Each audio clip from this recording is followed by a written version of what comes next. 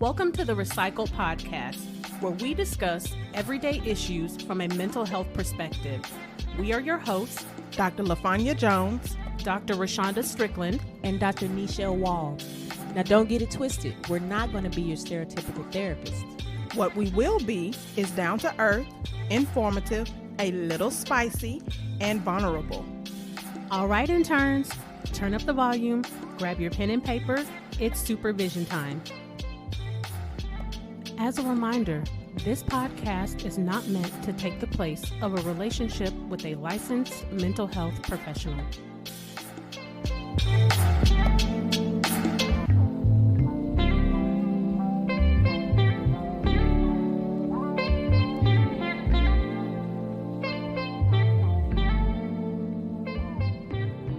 Welcome back to Session 18, Movie Mental Breakdown, A Thin Line Between Love and Hate, 1996. That seems like such a short, long time ago. Yeah, it's almost what? That's 24 years? Yeah, almost 30 years ago. Lord. I know.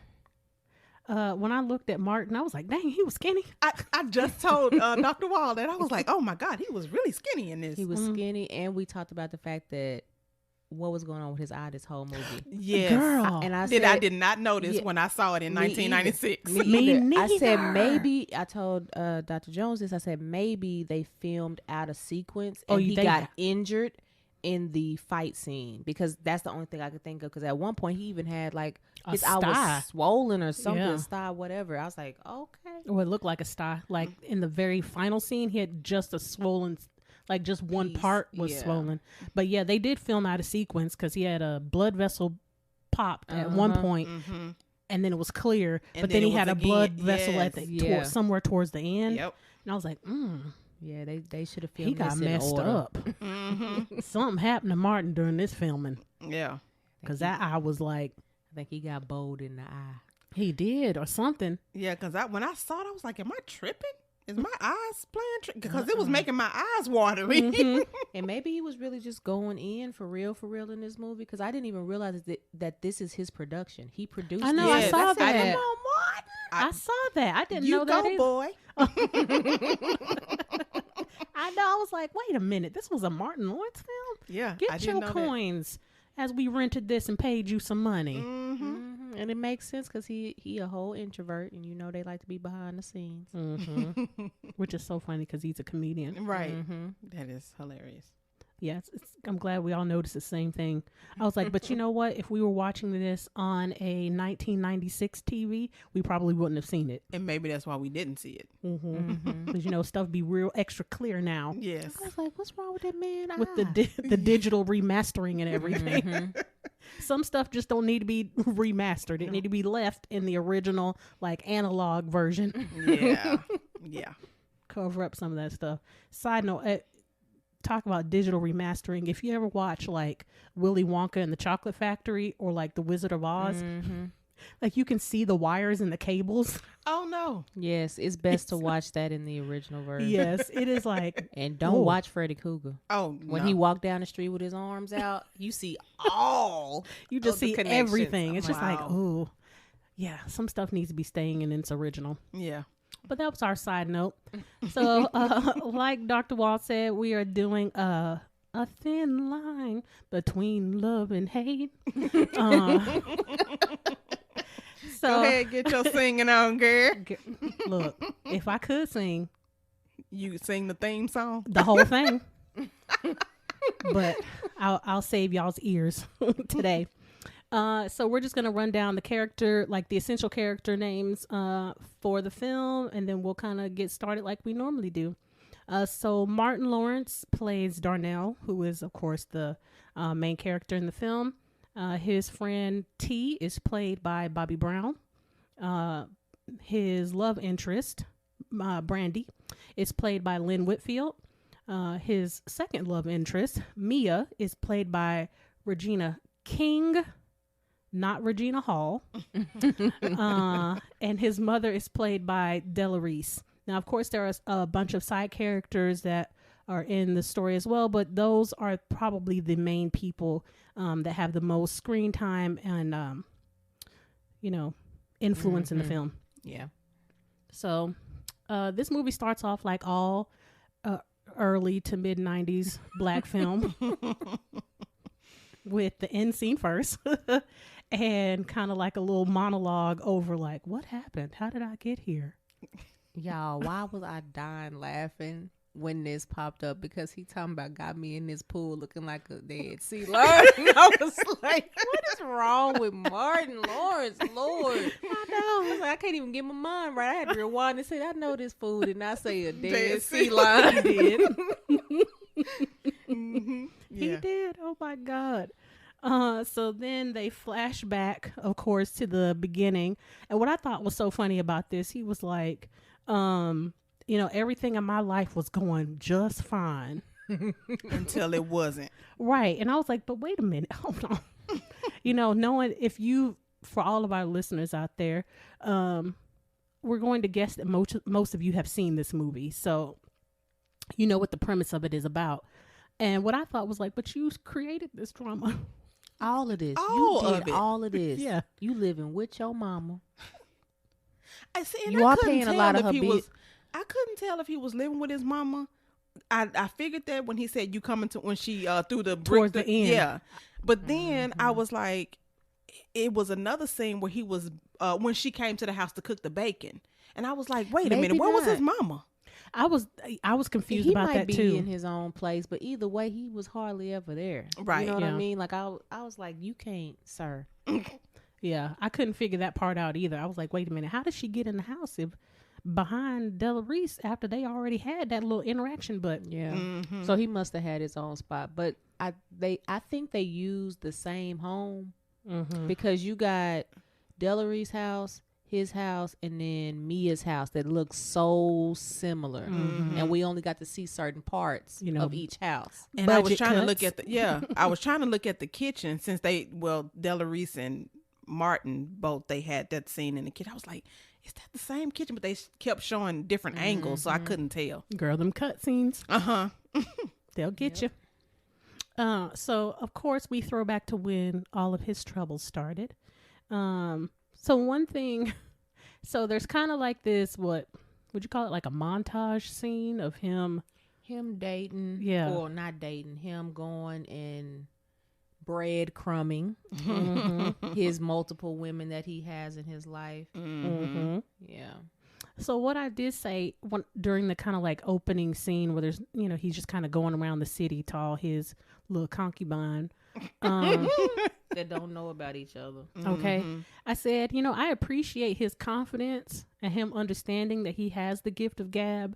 But when taken to extreme, that can be seen as arrogance or like mild narcissism. Yeah, he was definitely conceited. Yeah, because the thing is, the scene where he was in the bathroom, he wiped the window, he was like, use a fine MF, I was like, I can appreciate that because that's one of the things that I tell my clients when we're working on their confidence and stuff, look in the mirror and say that you love yourself, you like yourself, and so I could appreciate that. But like you said, the extreme of it was like, dude, sit down somewhere. Because when he was like, if God, what did he say? Something about God would have made all men like me. If he wanted all women to be happy or something like that, he would have made all men like me. And I was like, see, that's where you just crossed the line. Right. Yeah. You went over from confidence to arrogance. There you go. It was very similar to how not Martin Lawrence, but Eddie Murphy was in, I was thinking that same what thing. was the movie? Boomerang. But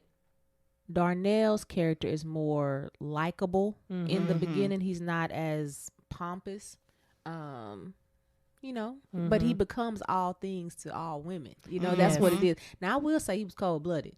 I like the fact that he knew the woman he was dealing with. He did. Yes. But I wish he would have just been honest and said, hey, I have a harem. Yes. And that was the other thing I was thinking about, is especially because with the child Adrian, he built her up. So, he didn't tear, so that was a good thing.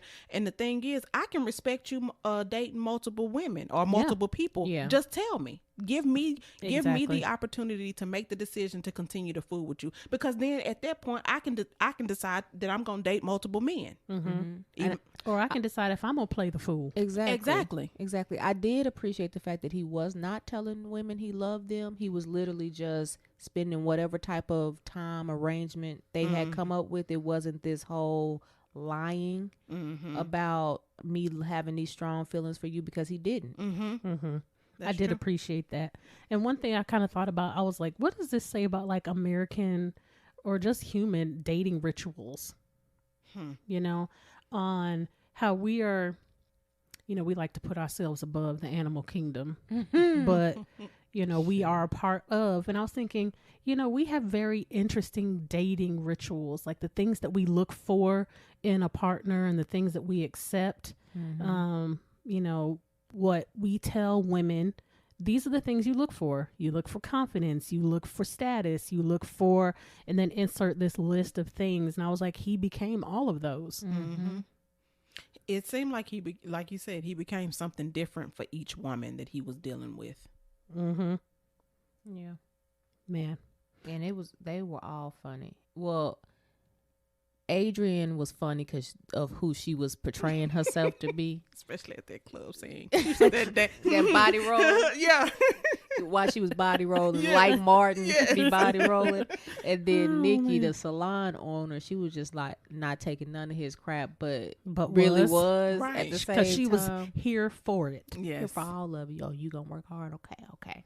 And then Gwen, which I love her because she played this role so well. Wendy Raquel Robinson, like she's a fool. She is, with them 7,000 kids. I was like, she stays true to form from the first thing that I've seen her in all the way up to the last thing I've seen her in was The Game. And I'm sure she's played in a bunch of stuff since then, but like her most memorable role to me was it Cedric the Entertainer show? And the Steve Harvey. A Steve Harvey show. Steve Harvey show and The Game. Those are my like two standout roles I've seen her in. I recently watched a film with her and Marcus Houston. She's his mom. They the stink of shits. Oh no. And I'd be like, okay. And her husband is Powell. I can't think his first name. Clifton Powell. Oh yeah. Hilarious. Y'all need to watch that. She was also in Two Can Play That Game. She was.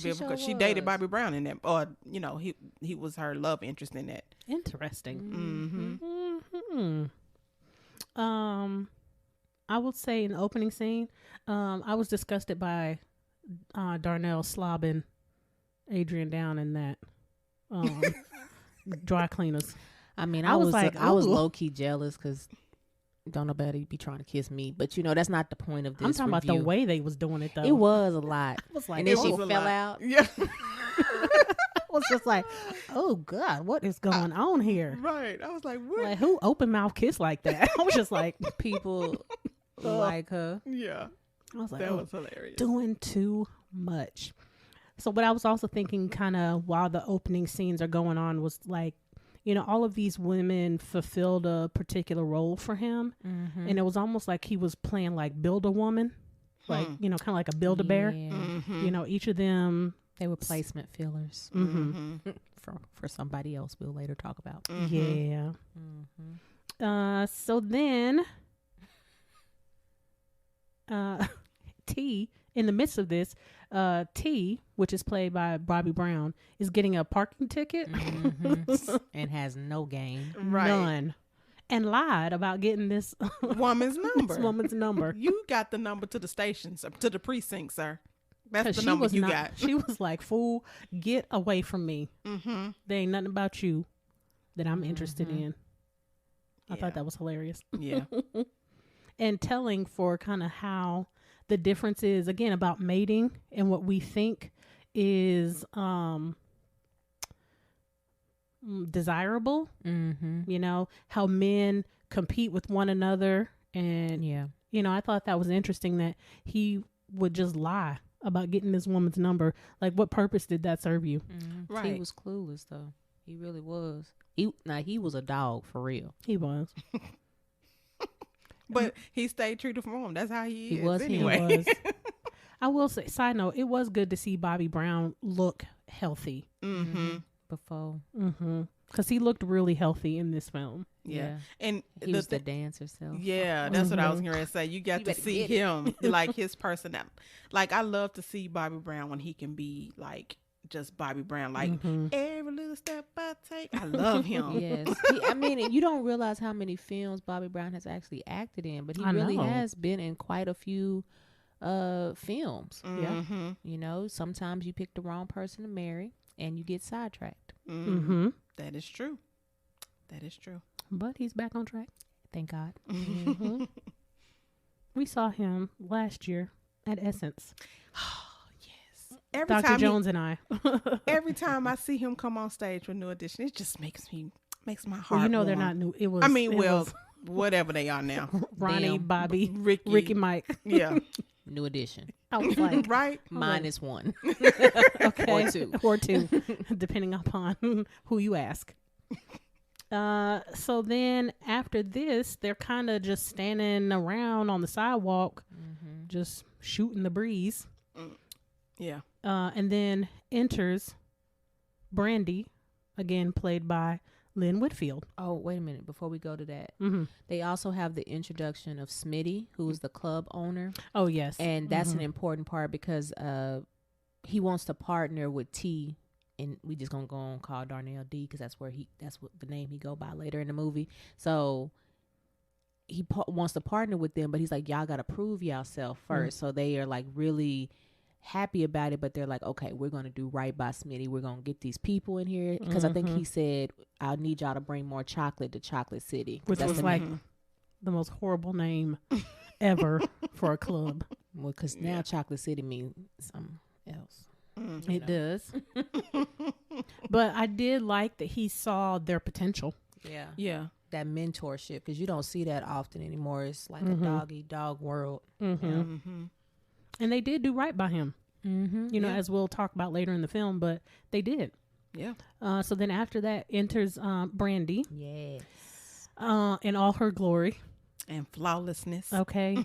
Like they had to do the like slow-mo with the extra Beyonce, fans. She had a fan almost every time she walked into a scene. Yes. It was hilarious. And I was saying this to Dr. Jones earlier. I was like, I didn't realize at the time of watching this that Lynn Whitfield is 10 years older than Martin.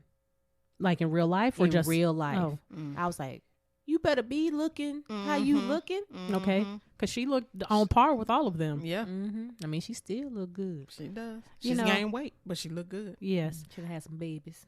I love Lynn Whitfield, but she definitely, and this is no shade to Lynn Whitfield, but she definitely has like a pretentious kind of air about herself. Yeah. Those are the roles she definitely gets and goes after. I think the most vulnerable I ever saw her was when she played the movie Eve's Bayou. Ooh, and I haven't seen that in so long. I haven't either. And it's still she was in a pretentious role, but it wasn't. She was more authentic and just trying to be, a Louisiana woman versus like uppity. She's a phenomenal actress. Oh, wonderful! Like, baby, I was like, oh, she put them tears out there, boy. Somebody that can cry on cue. I'm always impressed by that. Greenleaf. And she's so regal. Like she just looked is. like she still get roller sets every time she go. Every time she just go put a little bump in it. Yeah. Yeah. I know. But I was like, but you can definitely tell, like, if there was ever such thing as being out of your league. Oh gosh. Yes. Oh yeah. Like that was like the visual representation of being out of your league. Like everything about her screamed like, don't go after her. Because you will not. You ain't ready. No. at all. Not ready. And then I thought, again, it showed the difference between, how we approach people and how T came at her and was like, because I'm assuming all of us have had this happen to us at some point where somebody come at you real strong and you're like, I'm good, whatnot. And then they just flip it on you like, well, then nobody want to talk to you no way, or because call you the B word or something. Right. This is a prime example of why so many women, when we go out, we give men a fake phone number because we trying to get away from them. Because you can't always get away. I've seen men like corner women. I've heard of stories where men put their hands on women because because they cannot take rejection. Yeah. Grab your arm, all kinds of stuff. Yeah. I mean, yeah, it's happened to me in the club. You like, get your hand off me. Yeah. Like, And don't grab me like that. I have had to go off on plenty because I don't like to be touched. So, sir, I don't know you. Mm-hmm. Yeah. And I was saying that he was not observant of her body language. Like, she like recoiled back when he approached her. Like, he was not observant of her body language, and he did not approach her in a way that would even make her receptive to hearing what you had to say. Yeah. Like, you, first of all, you block my path. And then as soon as I reject you, like, you get extra close to my face. So you done crossed my boundaries, and you done made me feel unsafe. Yeah. It was very predatory. Then here comes Martin. Because it's the perfect opening for him to run his game. And become a chameleon to fit what he thinks she wants. And he also was not being receptive either. No. I mean, perceptive, excuse me. He wasn't being receptive either. You know, his approach was much more gentle, but like, she was not interested. It's all F-boy energy. It was. Whether it's nice or not. Okay. Then he gonna slip the little VIP card. Which I don't know why they thought that was giving them power with all these. Well, I guess it was for some women, but it was apparently giving them that status. Still being a player. So then after that, there's a scene with, he goes to his mama's house and he's trying to slip some money into mama's purse. Which I did say, I did appreciate that part about him. You know, of course, we don't have all of this backstory, so some of this is, you know, projecting. But the idea that I kind of got was like, he could see like how she took care of them, and he wants to take care of her, you know, now that he has the ability to. Yeah. And the fact that his, you know, father is deceased, and all his mom, because like they said this, all his mom has is the Social Security. So I'm happy that they showcased a black man taking care of his family. Yeah. Yeah. So I did appreciate that. Yeah. It just seemed like he stepped into that role.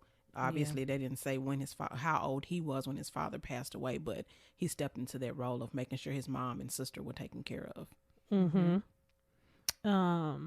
So then the sister comes in, and of course they have their little brother sister moment as usual. And she's telling her mom about how she got asked to the prom by Rodney Smalls. He talking about something by who? Cleophas' little brother? Yes, Cleophas' little brother. Mind you, I grew up with some Cleophas and Cleothas. And they... That's such... Again, no shade, but that's such an ugly name. It is. And with this particular family, the dad was Cleotha, and then he had two sons, and he named both of them Cleotha and Cleotha. That's like George Foreman, who named all his sons George. And his daughters. It's like, wait. Like, why would you do that? I'm confused in your house right now. Like, first of all, how do y'all distinguish each other? Because all of your names are George. Yeah.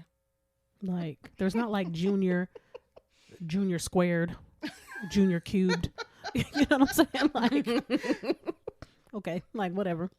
But in this scene, I was like, first off, Darnell, that's the pot calling the kettle black, because you're going to try to say something about Cleophas and his little brother and being a player. First of all, you don't know that the younger brother is a player. Let's start there. So you're assuming things. But you out here running the same game. So you don't want your sister to date someone who's treating women like you treat them. So you're projecting that onto that young man. Isn't it ironic? Don't you think? It was. And then I was like, message, here come mama. Oh, I loved her that she was like, I'm not taking none of your crap, Darnell. Yes. And she said one of the key phrases in this movie, a night full of passion can give you a lifetime of pain. Yeah. Can we say it one more time for the people in the back? A night full of passion can give you a lifetime of pain. You ain't never lied. And generations to come, too. And then she also said the title of the movie. You know, that it's a thin line between love and hate. But it is true. You know, it does not take much to throw a person from completely loving you to they can't stand the sight of you. You know, it can be in the split second. Because that's how strong that hurt can be. Especially, and I'm jumping ahead, but especially when I've told you my past. I told you what my past was about, and you turn around and do the exact thing that I told you has hurt me before. And a common mistake that people have is that love and hate are on opposite ends of the spectrum, and they're not.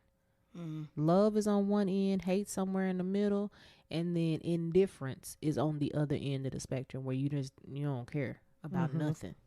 Yeah, because hate still shows that I care. Yes. I'm still vested deeply. I'm so vested that I hate you. Yeah. Because that's a lot of energy. Because I was just going to say, because I care enough about you to hate you. Because think about how Brandi, you know, as we continue our breakdown, but thinking about her spiral, you know, the amount of energy it takes to have that kind of feeling towards somebody. And the amount of energy that you had to take to find out where he was. Ooh. Okay. Girl. I'm going too fast. I'm sorry. You my bad. are, because I was thinking. Don't go. Okay, come back. I'm going to come back. Okay, because I was like, hold on, wait a minute. This is 1996. How are we getting all this this information out here? Well, she is a real estate agent, so.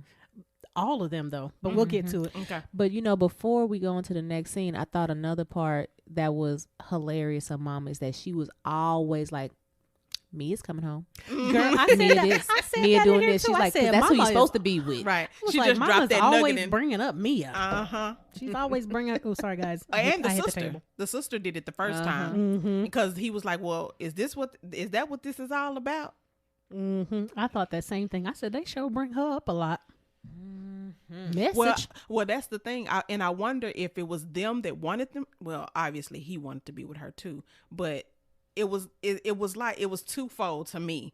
It was like, okay, y'all keep dropping that nugget in, but y'all also know that he want her too. Yeah, it's that energy. I think all of us probably can attest to having like somebody in our life where you just have a certain level of chemistry, whether or not you chose to pursue anything or not.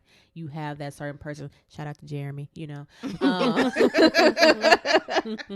my homeboy, y'all. No romantic, nothing going on. But you know, you have that type of like, you don't know whether should I just keep it friend level or should we like go on over into the romantic side because we just have that bomb energy between us. Yeah.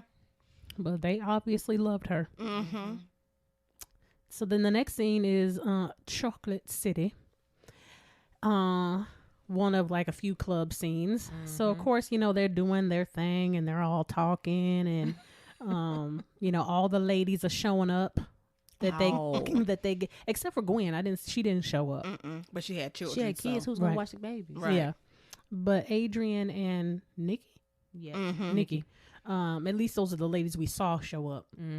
And they acted as customary. That was Adrian's part, y'all.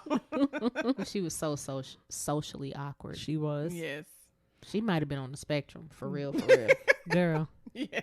Because I was like, that is beyond shy. What you doing? Right. Yeah. But she was ready to throw down though. She was. So the guys are talking. Oh yeah, dancing. Oh I yeah. was like, wait, what, fighting? Wait, I missed that whole scene. Them body rolls and tripped into the club. Yeah. Okay, gotcha. So the guys are sitting around talking about, you know, the things that some men talk about, because we won't say all men, but the things that some men talk about, which is women. And then enters in again with her fans and her Shirley Temple curl ponytail. Because that shawl, honey, was blowing with the wind. Okay. And that sparkly white dress, but it was cute though. She did look cute. She did. Looked like she had on a pair of sling bats. I don't know if she did, but that looked like They the perfect shoe. For that dress. It was. In that time. In that time. Because I was like, that's okay, that's cute, little sparkle. And then of course, you know, they do the zoom in and he's like, and she came. Boy, sit down.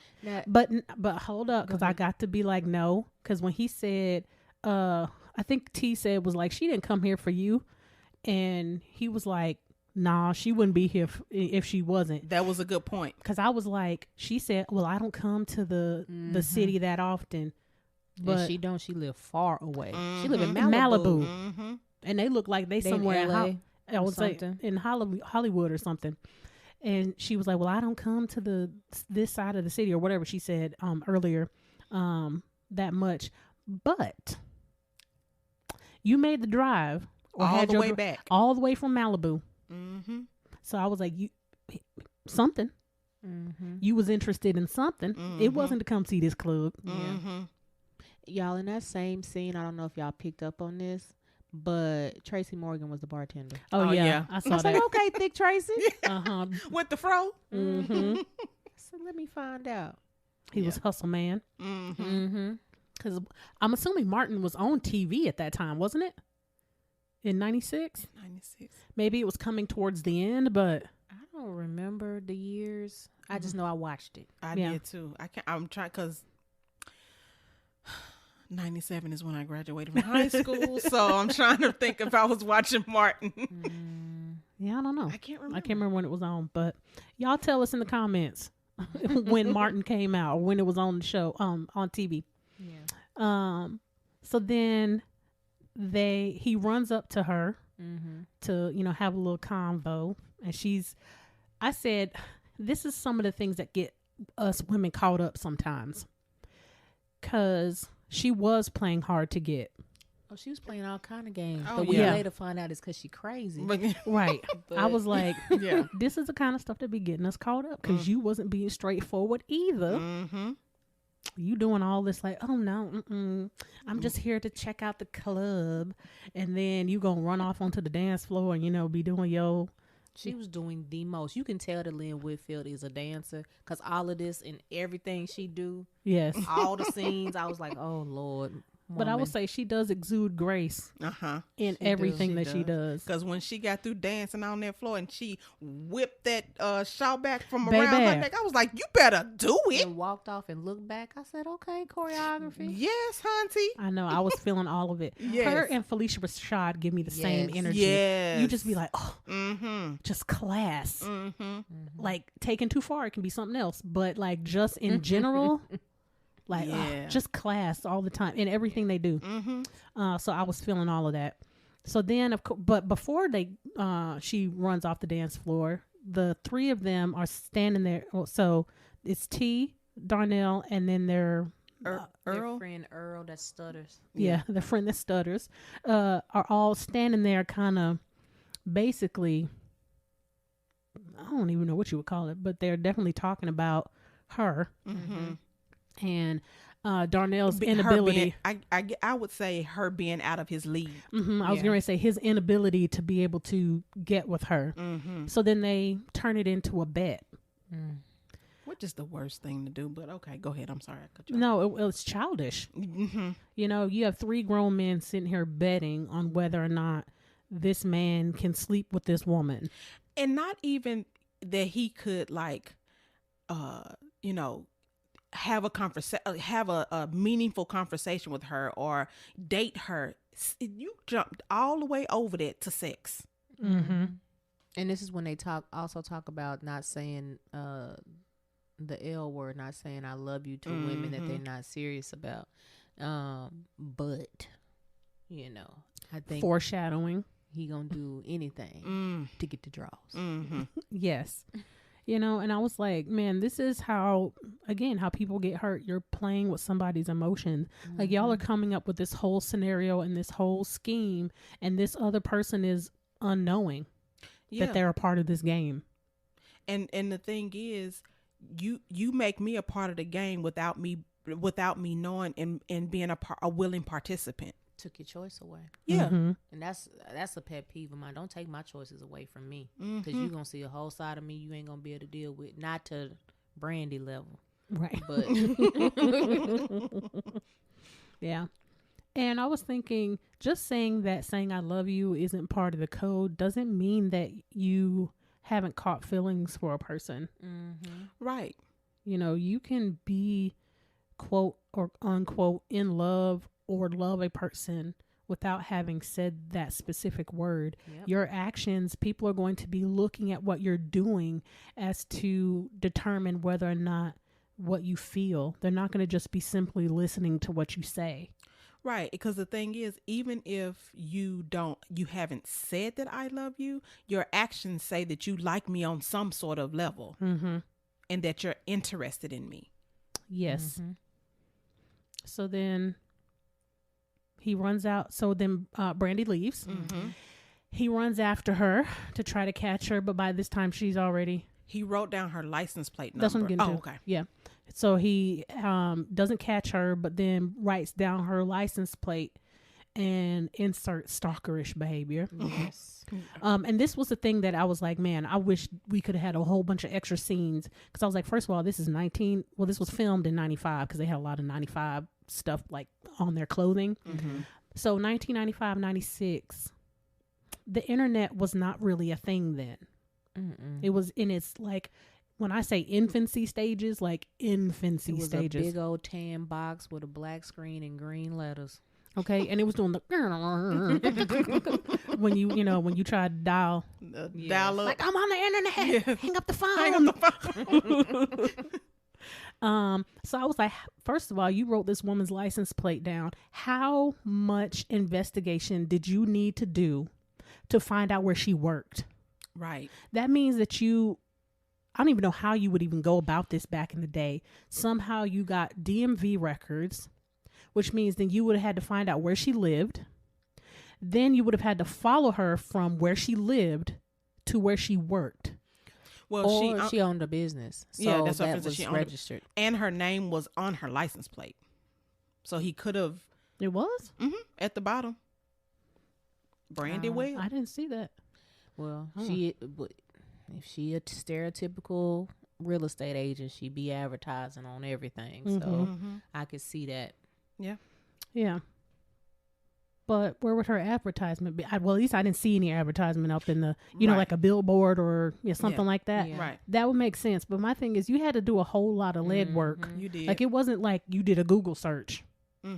And then all this info just popped up. Like, you had to really go look for some stuff back then. Have a inside person, but that's a lot of work just for some vagina. Yes. Right. And see, the thing is, we can say it like you just listed all those things, like the internet, and even me seeing her name on the license plate, that don't even mean anything. It means something because now we know about the internet. But all that stuff then, it didn't mean nothing. Like, what did you do with it? Like, you know how many Brandi Webbs probably existed? Yep. Right. Like, in the phone book. Exactly. So you still had to like go through each, like, so there was a lot that you had to go through. To find this woman. Just to turn around to hurt her. y'all should have saw both of their face. Cause I'm like, that's a lot of energy. Yes. Y'all, I'm not even gonna put my business out there, but something similar just happened to me. So I'm like, really? You could have left me alone. I was out here living my best life. You could have. Right. Cancer free and things. And then you come in here. Yes. Stop it. Right. Because I'm like, you showed up to this woman's job with this giant bouquet of, I'm assuming they were roses. They were red roses. Yeah. They was a little sparse, though. They were a little sparse. Personal. I hate roses. And there's going to be a lot of people probably later on when we finally blow up, y'all, in the comments like, what you mean you hate roses? I can't stand roses because to me, it shows a complete lack of thought. And this is a personal thing. So this is nothing disrespectful to women that do love roses. This is my own personal feeling. But to me, they're so cliche. Like, you just went and bought roses. You didn't think about anything. Like, you can go get them from the gas station. Yeah. Like, get something that you have to really like consider, that's not as easily accessible. A tulip or a lily or chrysanthemums or, something. So Derek, she wants African violets. No, he knows my favorite flower is lily. Okay. So, he's not ever bought me a rose ever. Yeah. I mean, I love flowers because we had them growing up, but even a guy who really knows me, he'll know that what my favorite rose is not a red rose. Mm-hmm. So if you bring that, I'm be like, okay, I'll receive it. I like oh yeah, I'll receive it. Yeah. I like roses because I just like flowers. They're just so beautiful to me. But my favorite is tulips. Mm-hmm. But it's rare that you can find good looking tulips. They be dead. This they're Texas sensitive. Heat. Yeah, we had some of those too. We grew those at my house. Yeah, they are sensitive. Yeah, they're and so my significant other, he tends to buy me roses because he can't find the tulips because they look You got dead. to plant some. He's like, babe, I bought you some tulip seeds. Yeah, I know, right? So you can plant them in the garden. Yeah, but if anything, and let me say, even if you bought rose, like, don't get red. Like, get white. Yeah, for pink. my birthday, he bought me like every color I could think of. See, now that, so then something like that shows thought. Mm-hmm. You know what I'm saying? You didn't just be like, can I get a dozen red roses, please? Like, Yeah, I'm like, I want variegated. Look that word up. Look and see what that means. Variegated. Those are the type of roses I like. you know, like, that shows some thought. Like, you didn't just simply just get the most TV version of this thing ever, because everyone gets a dozen red roses. Yeah. And that was a complete huge segue. Diversion, y'all. We so sorry. But he brought her roses to her job. Yeah. And it was a huge bouquet. And then you snuck up into this woman's office. Wait, we done skipped some stuff, y'all. We done skipped some stuff. We have did? to go back. We still at the club, y'all. We done missed stuff because Mia comes into the club. She did. At Her this and time? Peaches.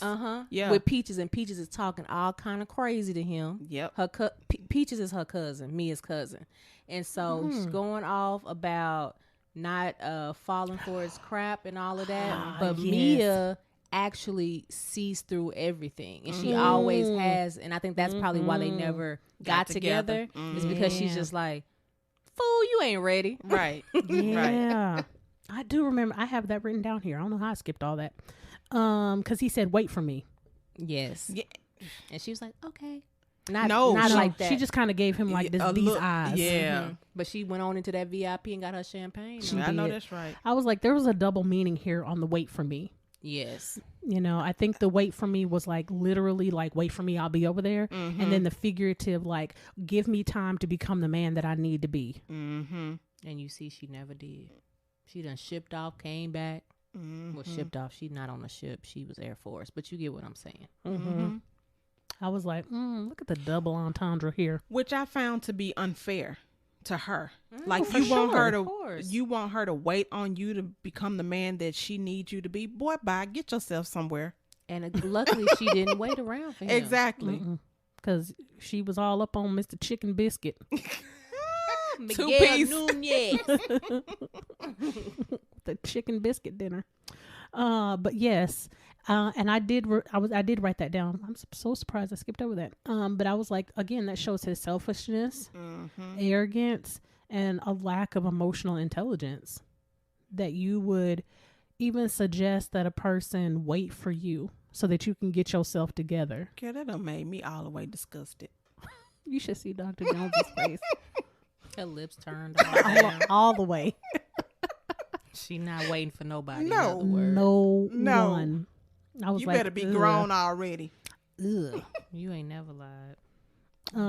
So yes, that was an integral part. Did we forget something else? I think the next scene is the shopping spree in the alley. Oh yeah, this is after he shows up at the office or whatnot. And then yes, the booster, played by Faison Love. With his goofy self. He is so goofy. And I was like, this is so funny to watch this scene because it's kind of like this is how I assume, because I'm not a man, that some men talk to each other. Their conversations, their conversations away from other people and women. Because I was like, so you don't mind that he has had some sort of sexual interaction with this woman you want him to hook you up with? You okay with that? That's in a past. That's in a past.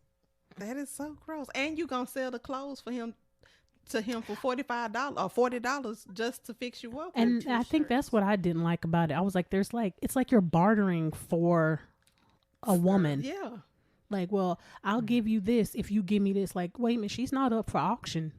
Because first of all, she don't even know about this. Do she even know Faison Love? Right. No. You trying to to boost a man. Right. Does she even know he exists? No. And y'all over here making deals for $45. So basically you just sold me for $45. Now, of course, you know, we all know this woman has autonomy, so she can always turn him down. Mm-hmm. But it's just the mechanics of the conversation that they were having. Right. And it's going to be even more manipulation in it because of what she's already done for Darnell. Mm-hmm. And he going to go in with his charm mm-hmm. and say, well, you know, and then it's going to go into that. Mm-hmm. You know, my boy, you know, he really he an entrepreneur. And you could just go out with him once. Mm-hmm. You ain't got to talk to him no more. Y'all, let me tell you this story. Side note. So y'all know that I have been on my grind, getting back healthy, my mind and all of that. Why I have a friend in the midst of all of this before I was done with treatment, have her dude reach out to me. Mm-mm. Through Facebook, well, called and then on Facebook, but I was asleep when he called because, you know, chemo make you sleepy. Mm-hmm. To tell me that I needed, a strong word, needed to give his boy a chance that live up here in DFW. And I was like, I don't need to do nothing but be black and die. That's all I got to do. Did you delete that message? No, because then she called me. It's like, yeah, you should give him a chance. I said, you don't know me. You must not know me. And we didn't know each other since we was born, pretty much. I went off. I said all kind of stuff. He had him on the phone. She had me on the phone. And so we were both on speakerphone. And they sent me a picture. I said, he's not even my type. That's not even what I like to date. And I'm in the midst of fighting cancer. Who got time to date new people? Wow. Who got time to be meeting somebody at this time? I don't have in the middle of COVID. I'm not but he got this.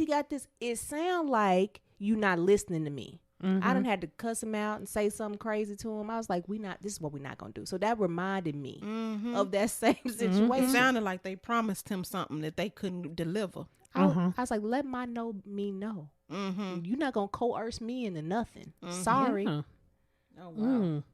The manipulation. And she probably going to listen and say, why you tell people that? Because that's what it reminded me of. Well, luckily we don't know who she is. So right. Your anonymity is safe. Right. But girl, yes. Like, how you going to tell somebody they need to do something? Mm-hmm. I don't need to do anything.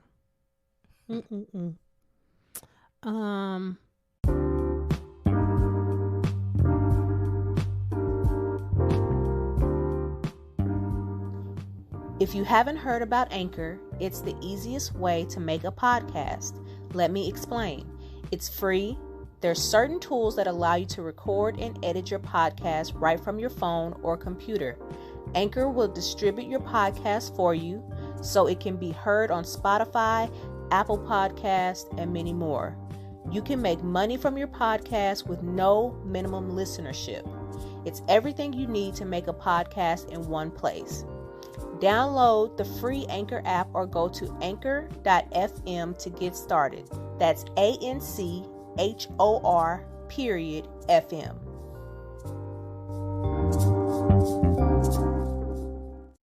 So then after that is T and Darnell just kind of outside talking for some reason or another. And the thing that I kind of took away from that scene was T telling Darnell that he wasn't going to give him an extension on him trying to get with Brandi. And I was, and to me, it was just kind of like an extension, for lack of a better word, of the previous scene where like you guys are still like, it's like this woman is an object. Yeah. Like literally a toy that you guys can just manipulate and, you know, kind of move around as you guys see fit. And she has no clue any of this is even happening. And you got a whole plan already kind of worked out in your mind on how to get her to do what you want. Yeah. Nope. Then we have a weird cut scene to Mia standing in front of Darnell in her uniform. Her dress blues. In her dress blues. So I guess he just wanted to see her in uniform, see what it looked like. And then they're kind of talking on the couch about, you know, what does she do? What's her plan for if she's going to re-enlist and all these things. And she's kind of talking about what she learns and, you know, what her experience is in the Air Force, right? Yes. In the Air Force. And what he basically asked her, would she be going back for a man? And she called him out on it. I love that she held him accountable for his words. Yeah. And I mean, it goes back to what you were just saying, that continual diminishing of value and of worth. And I don't think some individuals realize that, hey, I'm more than just these parts that you like to look at or have sex with. Like, I can be a whole human being and be someone that is doing great things. I'm not just supposed to be on your arm. Right. And my decisions don't have to be based on me trying to get a man, find a man, or be with a man. But I mean, you can tell that he has feelings for her, because I honestly think that was said kind of out of jealousy and not knowing kind of where he stands with where her. he stands, what his place is, because before that he brings her some was it jujubes, which is her favorite candy, and she said she hadn't had them since before she enlisted or whatever. So you can tell that he still wants her and all of that, but has never really made a move. Yeah. I don't think he knows what kind of move to make at that point. Yeah. I don't think he knows what kind of move to make, because he has to approach her different. She requires more. She requires something different than what he has become to these other women. I totally agree. So then here comes a knock on the door. I love this scene. Reggie, Darnell, opens the door. I guess she knows who it is. And smiles. So she runs to the back to get out of her dress blues, to change. And I keep wanting to say Martin. Darnell opens the door, and it's Reggie, who's played by Miguel Nunez. And he talking about some delivering some chicken. He thought he was the chicken delivery man. Chicken Fixins.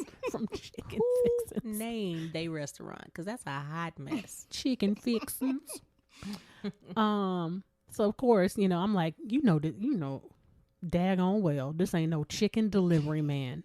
First of all, not suited and booted like that. No, not suited and booted like that. And in 1996, the only thing being delivered was Chinese food and pizza. Yeah. Now, what I will say is Mia did good, because she went and got an air.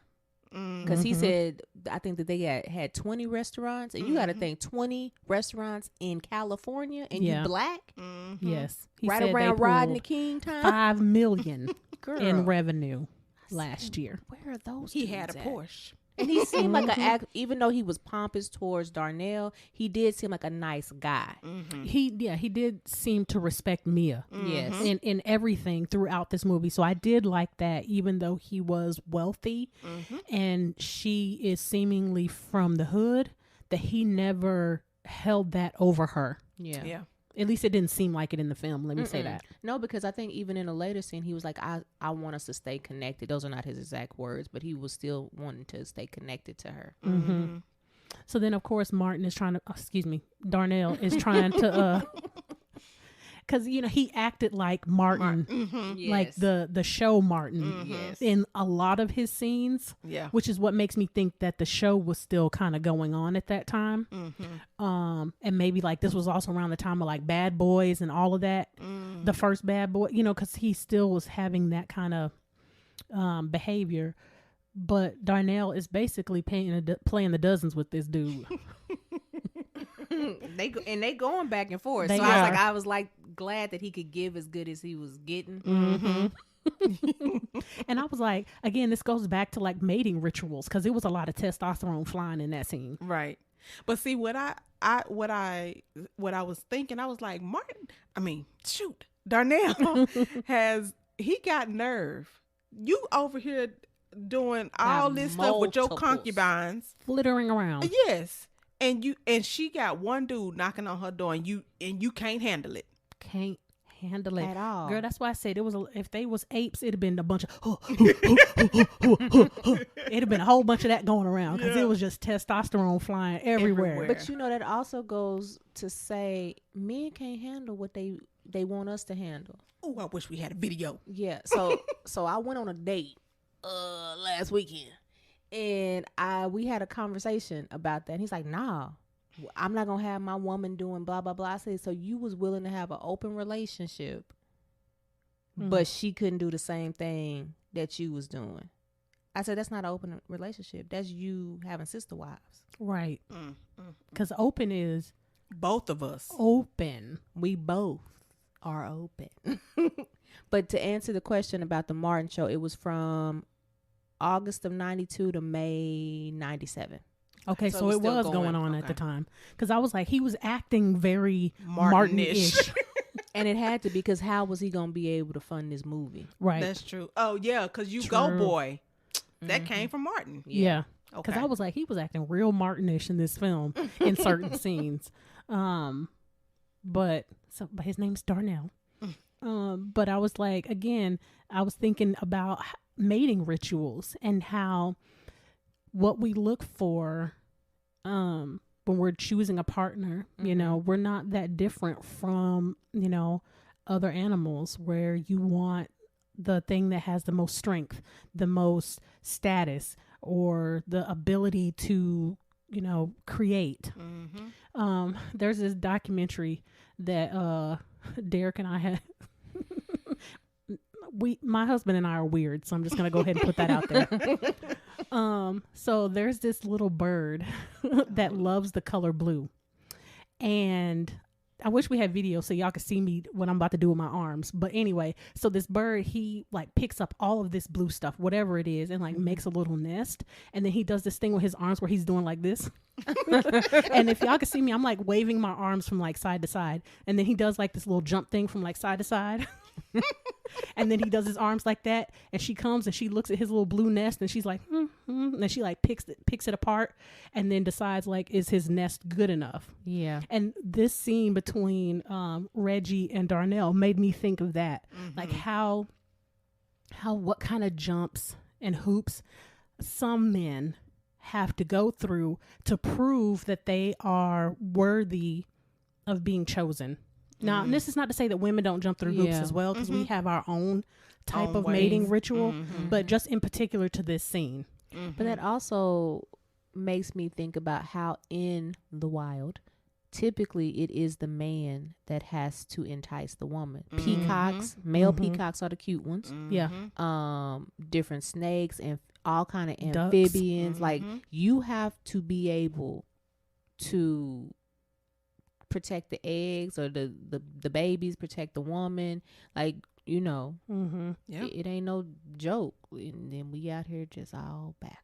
Yeah. It's okay though. It's okay. It just made me think of that. I was like, we do really have some serious, like, primitive ways. We don't think of them as primitive, but they really are, because we have all of these trinkets and things that we've attached certain types of value to them now. Yeah. But the behavior is really primal. It's how we're hardwired. It's it goes along the lines of survival of the fittest. It's not necessarily that we're fighting each other, but the next generation, you want to find the person that's going to be the most likely to survive. I know. That's a good point. Yeah, it just made me think a lot about when they were just kind of going back and forth with each other. I was like, oh, that's so interesting.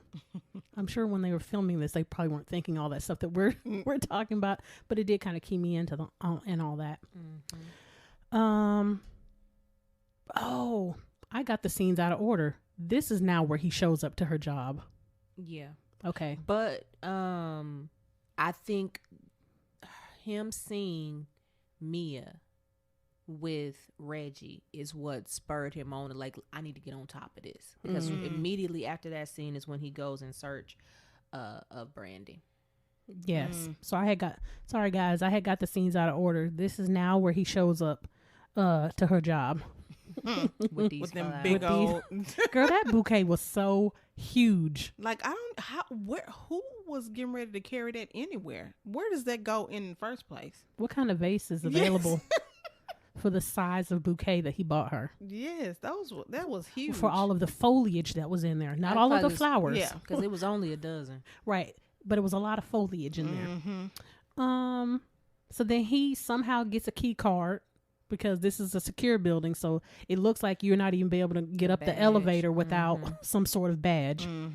So he takes a badge and gets up to how he found her office. So like, I wish we had extra scenes because I'm like, is he just walking around like? I feel like he already knew, like searching whenever he for got that information from. He got the suite number. Because I'm like, he went right in that joint. She on the phone talking to, what was his name, Irving? Whoever. She was trying to make a deal. I'm like, doing business. Right. And that was so, again, crossing boundaries and being disrespectful. I'm at work and I'm on the phone. So stop talking. Now, mind you, Dr. Jones, man, know how to come up to the office. He be bringing us food and stuff. And I'd be like, he loves us too. He feeds us. Ronnie bought us some food. Okay, what we eating today? I know. I had got me a strawberry banana smoothie that I didn't know that I wanted. It's like, sure, I sure will take that strawberry banana smoothie. But he knows to stop at the front first because I might be in a session. And he ain't get ready to be busting in the room. He's respectful. Yes. He values you, your time, your business that you have. It's not just like what I want is most important. Right. Right. Agreed. And Darnell did not do any of that. No. He said, tell Irving you gonna call him back. First of all, oh God, I wish I could. But she didn't have a choice though. What am I mean, you She literally, has to. like, I have to. You walked into my office. Her business. Right. So I can't start, cussing you out or like asking you a bunch of questions and I'm on the phone, trying to make a business deal. So she really didn't have a choice. But the way he said it, it makes it as if I followed your instruction, which she was, stuck between a rock and a hard place at that point. So then he gives her the flowers. And then she gives them to her assistant and tells him to call security, as she should. Right. Because you don't come up in here, you the definition of doing too much. And my building is secure. Yeah. How did you even get up here? Yeah. Now, what I will say, they are both playing games. Yeah. Both of them. They are. And so at some point, she really should have just put her foot down back when she really didn't want to come to the club. She should have never came to the club. That's and right. it should have been over with. Yeah. But no, she went. She looking at him. She dancing with other men. Yeah. Now he's like, oh, okay. The chase is on. Right. Yep. So that's a good point that Dr. Wall just made.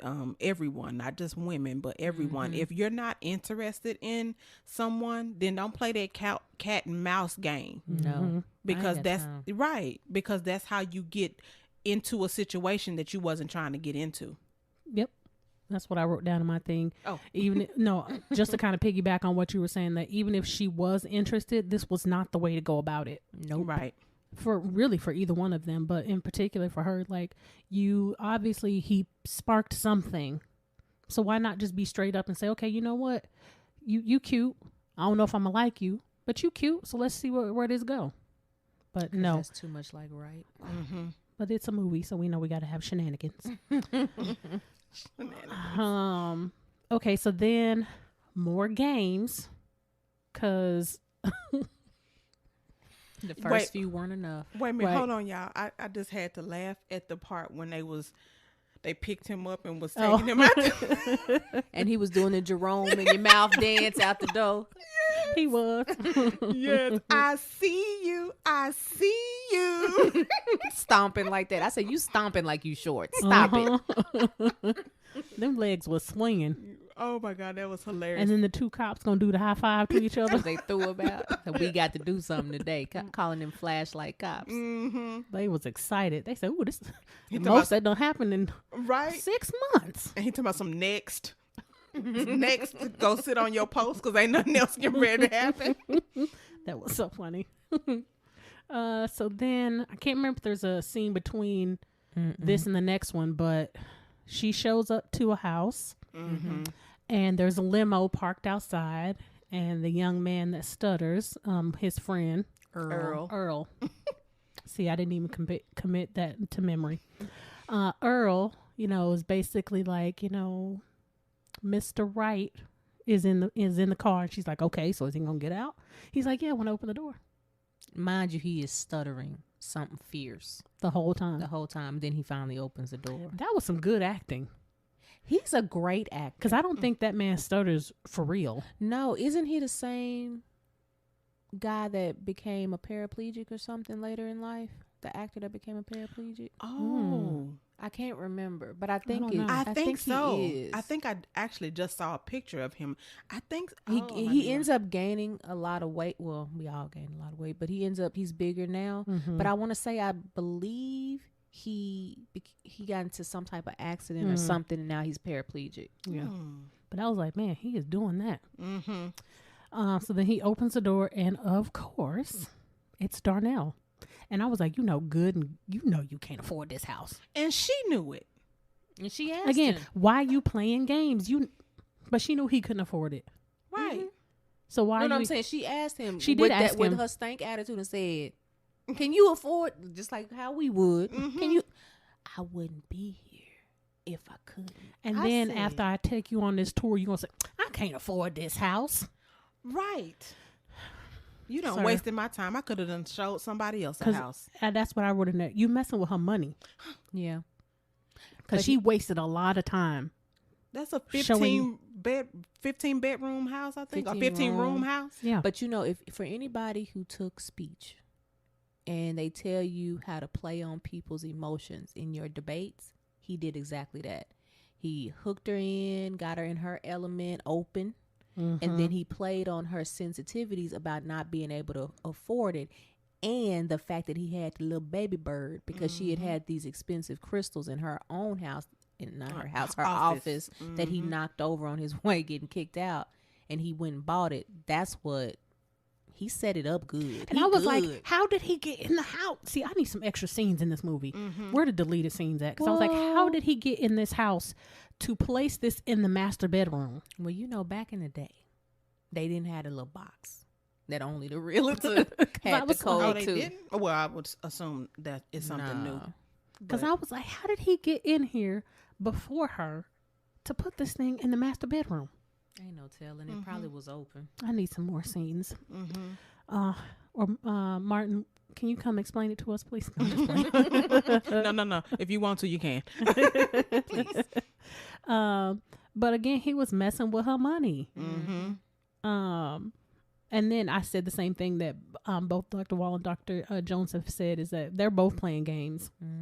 He had broke her defenses down, like you said, and she was just like, oh, this is so cute, not realizing, like, no, B, this is stalkerish. Yes. But you could tell at this moment that it was something else going on behind them eyes. She had a little pace to her step and like, should I do this? I know what happened last time. Should I go down this path? Yeah. Right. And it's because when I was telling Dr. Wild earlier, like, I guess, like, I knew she was playing games with him throughout the whole time, but I like, what was it about that scene, that point in being in that master bedroom that was like, okay, I think it was the crystal. And that's what Dr. Wild was saying earlier. I think it was the crystal. Because you paid attention to me. Right. On the surface, it looks like you paid attention to me. And something that I found valuable, because she almost had a conniption fit when he knocked that thing over in her office. But he also sacrificed himself because that was expensive. And he said it. He said that put a brother back or something. So I think on the surface, that's what happened. She saw like, oh, okay, well, if he willing to go through all that trouble. See, again, this is when people start falling for the representative. Yep. So then after that, is a kind of montage scene of different, kind of scenes where they're dating it appears like. And what I was saying is, you know, he didn't really fit in her world, nor did she really fit into his world. Because I was thinking about when I guess they went to lunch or something, and you know, some men that she knew, and probably they some businessmen, and they completely. completely ignored him. Yeah, I would say I did not like that, because I'm like, girl, get them in check, please. Well, she didn't even turn around to introduce him. That's my point, because I'm like, that's just foul. If you're gonna bring him on your business meetings, like, allow him to have a seat at the table. Yeah, exactly. Not just out there. But you know, the scene that kind of had me thinking some other things was at the end, close to the end of the montage, where they were getting the fried fish, and she was like, "Ooh, this takes me back," and I was like, "Take me back to my roots." I was like, okay, so you got some other roots we don't know about. A part of you is fronting, and that makes sense why you can play this game with him. Yeah, I thought that too. I was like, take you back to your roots. So you got a little bit of street smarts. But it's kind of that idea that, you know, people talk about, like, once you make it and you kind of lose your connection to, you know, that part of life. So if you grew up in a low SES area and you start making money, you know, they sometimes say you forget where you come from. What's SES for the listeners? Sorry.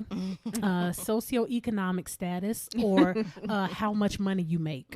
So the richer you get, sometimes, you know, kind of in the further away you get from your roots. Yeah, kind of in a typical social circle, we say, you know, you forget where you come from. Yeah. You know, you leave the hood behind. And that's kind of what it made me think when she said it, gets me back to my roots. Like, oh, were you an old country girl that, you know, and this is what your grandma used to cook, but then, you know, you married up. Yeah. That's and then you started eating, you know, niçoise salad or Nicoy salad. Bouillabaisse. Okay, you started eating all that fancy, you know, ceviche stuff, charcuterie boards. Okay, and you know, fried catfish, you know, is just not your thing no more. French fries. And French fries, so delicious. It do. Because I couldn't tell if it was fish or fries or an onion ring. She was eating fries. Oh, okay. But in the box, it looked like it was a fish plate. Gotcha. It had that little light bread, even though it's white bread, but it had that little light bread on top to soak up that grease. It did. My Tennessee roots is coming out, y'all. It's hilarious. So funny.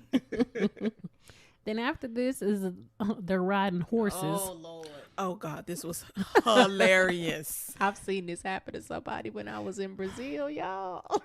Girl, this was about to happen to me on a work retreat one time. Oh, Lord. And I was literally talking to Derek about this the other day. We had saw something on TV about horses. And I was like, you don't realize how big horses are until you standing next to one. And they were on some big ones. Like, I'm like, horses are huge. They are. Like, they don't look so big on TV, but boy, when you standing next to one, you be like, wait, this is a whole animal. Yeah, like this thing is like 8 feet tall. Oh, God. Like, what in the world? So of course, you know, he's on a runaway horse. Not bit more holding on to nothing.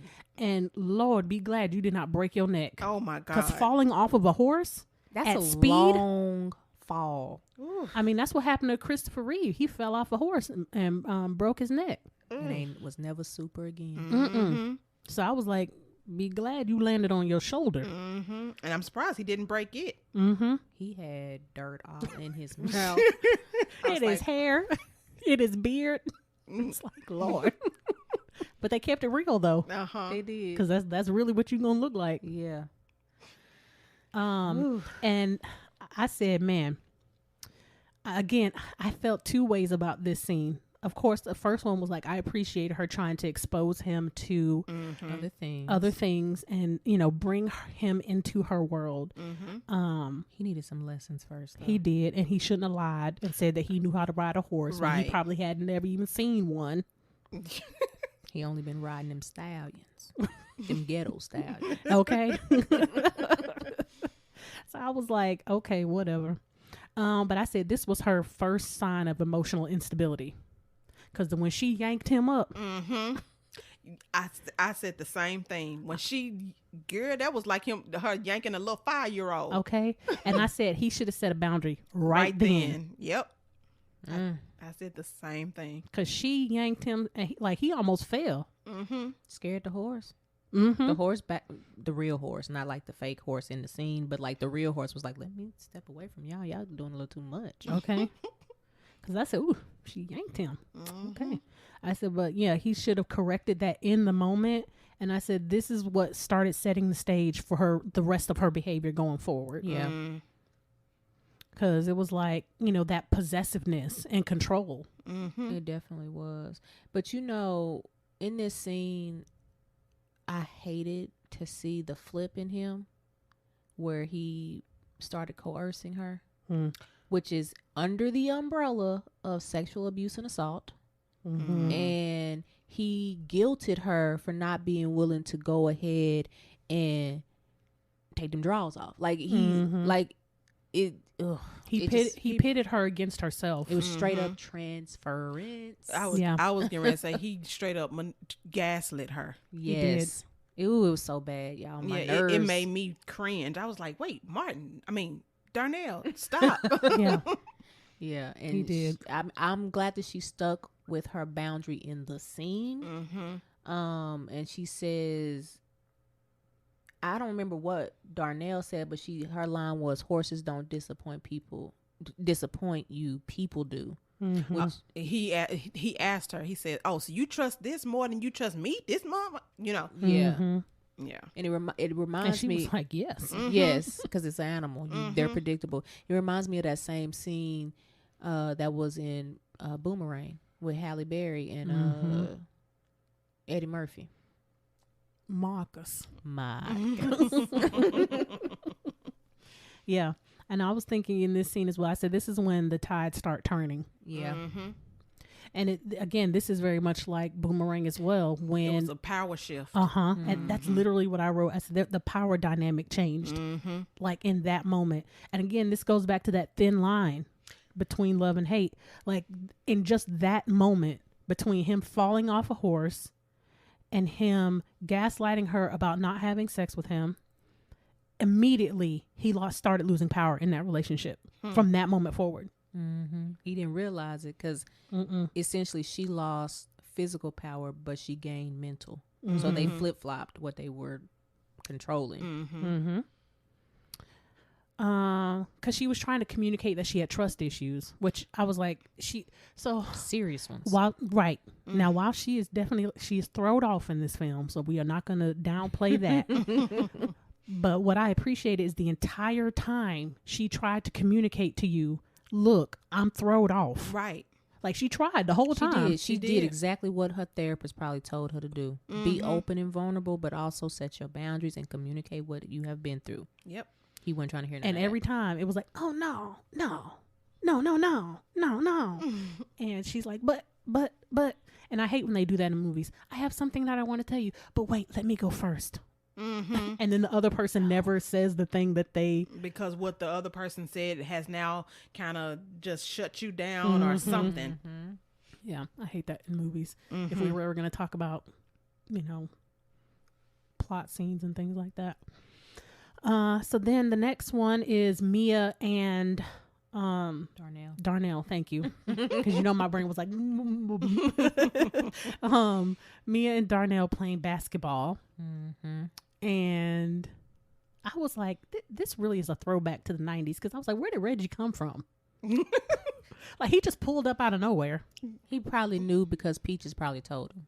Because Peaches did not like Darnell. I almost said Marcus. Did not like Darnell at all. So she probably did when he probably called on his car phone, because he probably the only person in the neighborhood got one. I know, because I was like, this wasn't like you could just call somebody and be like, where are you at? Oh, wait a minute. No, they did have car phones. But it was the big ones. No, I know. But they had car phones because Darnell had one in his truck. He did. Yeah. But this is before like cell phones. So it wasn't like, because it's so funny. Another segue. I was just watching this video on YouTube about the internet and, kind of shower thoughts about the internet. And one of the funny things they were talking about is the question, where are you? Probably was not a question that was ever really asked before cell phones, because you would have just waited. Like if let's say, I'm going to meet Dr. Jones and Dr. Wall at P.F. Chang's, and we going to meet there at 4:00. There's no way for me to verify. Nope. If you're coming, if something's happened to you, you just got to sit there and wait and see if they show up. Unless you get that good pager, that 911. Right. Which he did have a pager. So I was like, that's so weird to think that the question, where are you, is really kind of, not that it was invented by cell phones, but the idea of being able to track where a person is fairly new to cell phones. Mm-hmm. So that's what kind of threw me off when he just pulled up at the basketball court, and I was like, Nice, how did he know Ferrari. that she was there? Mm-hmm. And then of course testosterone got He started pouting and go sit Yep. up under the tree. because now she's gonna go give attention to the other man. They go on their little date. So then she runs back over to him and is basically like what's your problem? Why you sitting under the shade? So then he asks her, does she trust him? And she laid once again, I loved her response. laid the truth out for him and basically said, I trust you to be who you are. Which is exactly what you should do in all relationships. She said, you a player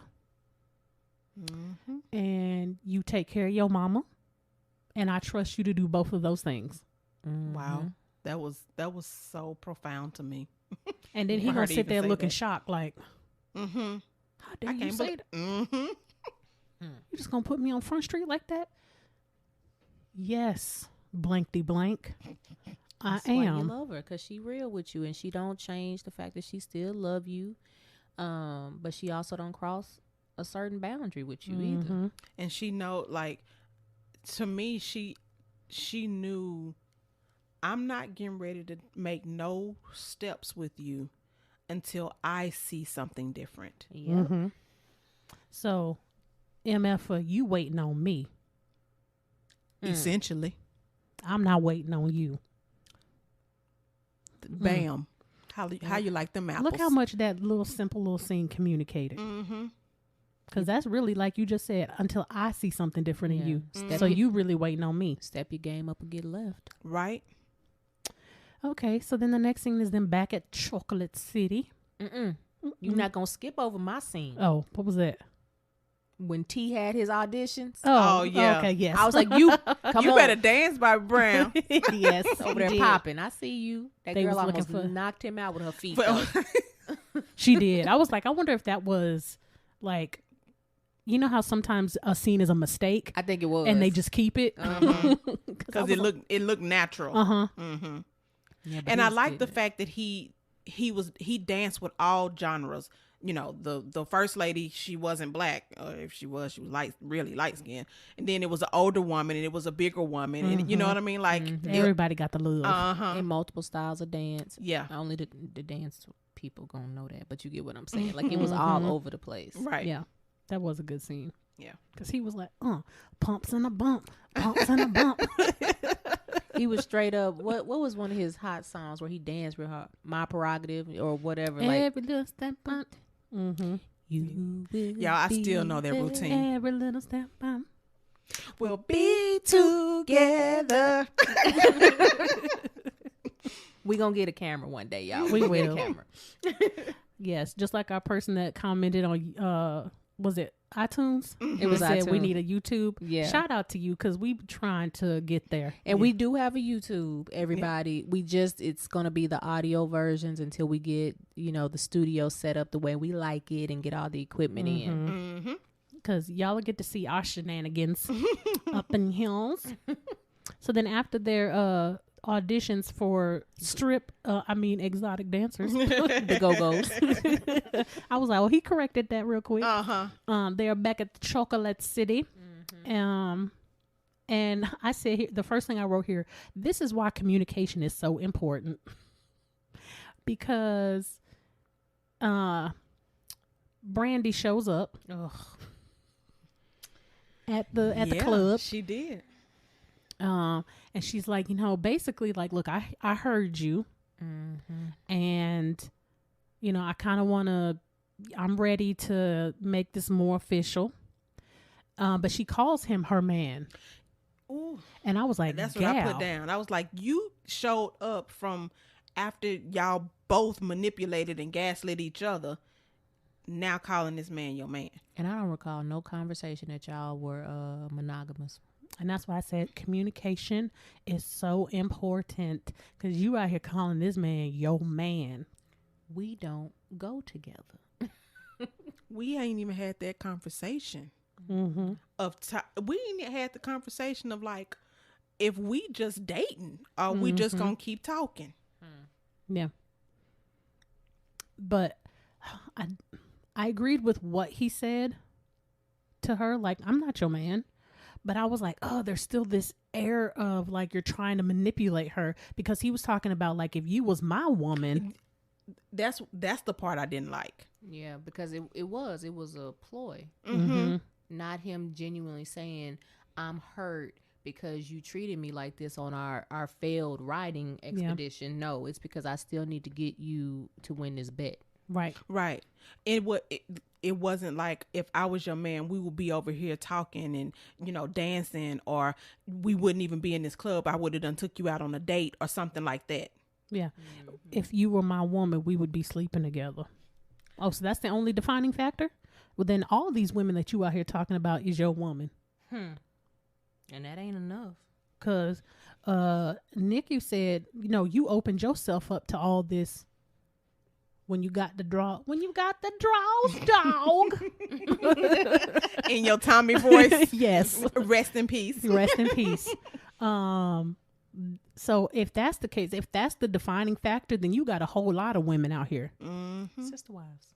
Yes. Back on that. But then in the midst of them talking, Mia and Reggie show up. Oh, yeah. They kind of... Chicken fixins. Yeah.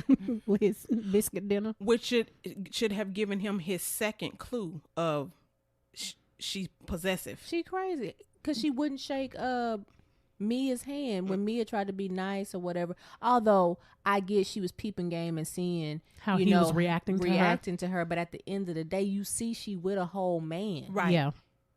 Right. I thought that too. I was like, And what I wrote in my notes was envy, jealousy, and possessiveness is a powerful thing. And that combination together can be deadly. And then you got this boy coercing you. It snapped. The show Snapped is real. And it don't take much. People don't really understand playing with somebody's emotions. Like, just be you, because there's somebody out there that is cool with whatever it is that you cool with. You ain't got to do all this lying and manipulation. Yeah. But you saw all of them things pop up in that moment right there. And I was like, yeah, man, he don't know what he got himself into. And then he took it further and took Mia on the dance floor. Do you know this girl crazy? And on top of that, I was like, Mia, why are you letting him take you on the dance floor when you peeped that, because she's very observant, and you with Reggie? I know. I was like, boy, Mia, you doing wrong too. Yes. You doing wrong. You Only doing person wrong. in this scene was doing right was Reggie. Okay. And where were you? Why you ain't out there? He came and got her though. He said, "I'm cutting in. Can I dance with and my you see date?" Martin, he was. Darnell was like trying to get him out the way. Right. And he was like, no, I'm getting in on this man. Right. So then, of course, Brandi leaves at some point. She's mad, and you can see. That's why I said, man, Lynn Whitfield is a great actress, because you can see the flip happening. Like, you can literally see. I'm sorry, I'm so loud in the mic, y'all. I'm sorry.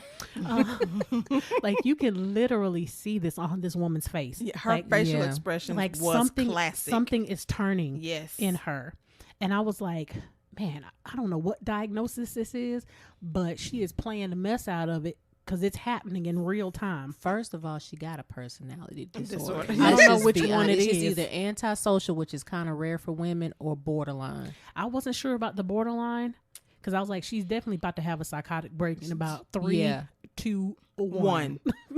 Yeah. Because I was like, you can see it happening. And for y'all out there, a great actor or actress can show you what true like mental health looks like. Yeah. And she did a brilliant job showing, when they have trauma. Ooh. And her trauma was healed. It still looked like that. And I was getting ready to say PTSD instead of because you can definitely see that PTSD coming right on out. It's an automatic trigger. Yes. She's technically about to trauma bond with Darnell, not Martin. Darnell. Mm-hmm. Yeah. Yep. I was like, oh, it's coming. I said, boy, that tsunami is wearing up. He down there dancing on the dance floor. You about to get this whole club blew up. Okay, literally. So then, the club kind of shuts down, and it's the scene with me and Reggie where she friend zones him. Oh, she did friend zone him. She did. Which I was like, you playing games too. I would have dated him hard. I didn't like that about her. I did appreciate that she did put him in the friend zone. And it was very nice too. It was nice, but you kind of led that on though. Yeah. You kissed him recently. Right. You kissed him at the basketball court. Mm-hmm. And then you turned around. I'm assuming it was that night because that's just the way it looked. Mm-hmm. Yeah. Yeah. I'm like, so why are you kissing this man? And then at the club, you going to say, I just want to be friends. Like, again, this is how you get hurt out here in these streets, people. And this is the scene we were talking about where he was like, but can we still be friends? Or I still want to stay connected to you because I think you're a great person or something like that, he says. Mm-hmm. And then you look up and Darnell is looking, but obviously can't hear what is said because you see him getting more and more jealous about what's going on in Mia's relationship, but he doesn't realize she's just friend zoned Reggie. Mm-hmm.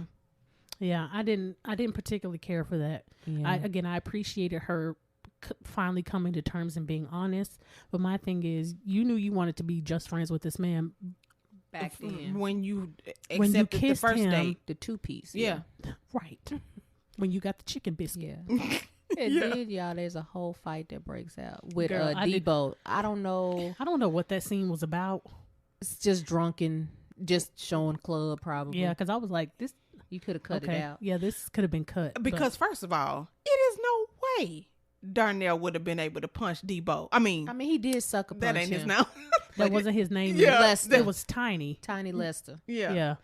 It ain't no way he would have been able to punch him out like that. Well, you saw it was 3 or 4 of them on him. Yeah. After Darnell punched him. Like he didn't square in the jaw. He didn't knock him out. He literally just shocked him. Right. And then people dogpiled. Right. It was more like, this fool really just punched me. Like, how you gonna hit Debo? I mean, y'all know I'm more apt to think that Bobby Brown would have did that because of who he was. Yes, that would have made more sense.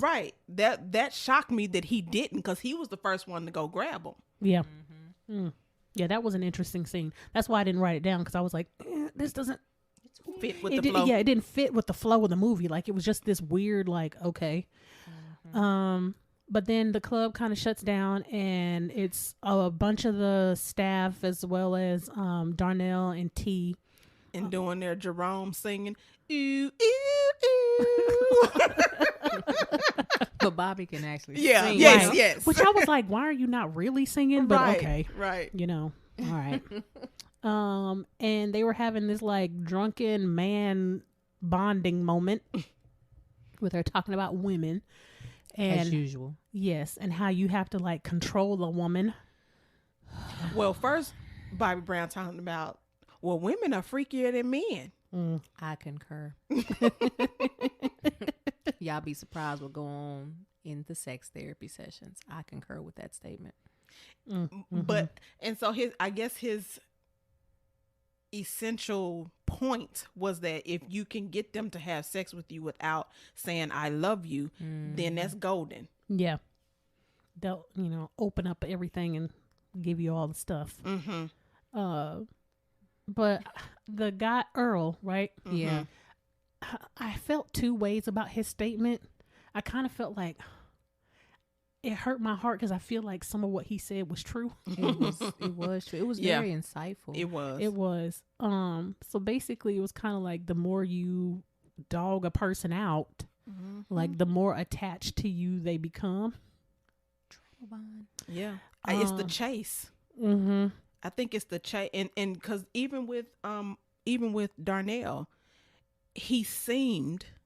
Now, granted, because we know the end of the movie, we know essentially what it was, but he seemed interested in her as long as he had to chase. Like if she could have made him chase her a little bit longer, you know, I don't know if it would have changed. It would have never been a relationship, but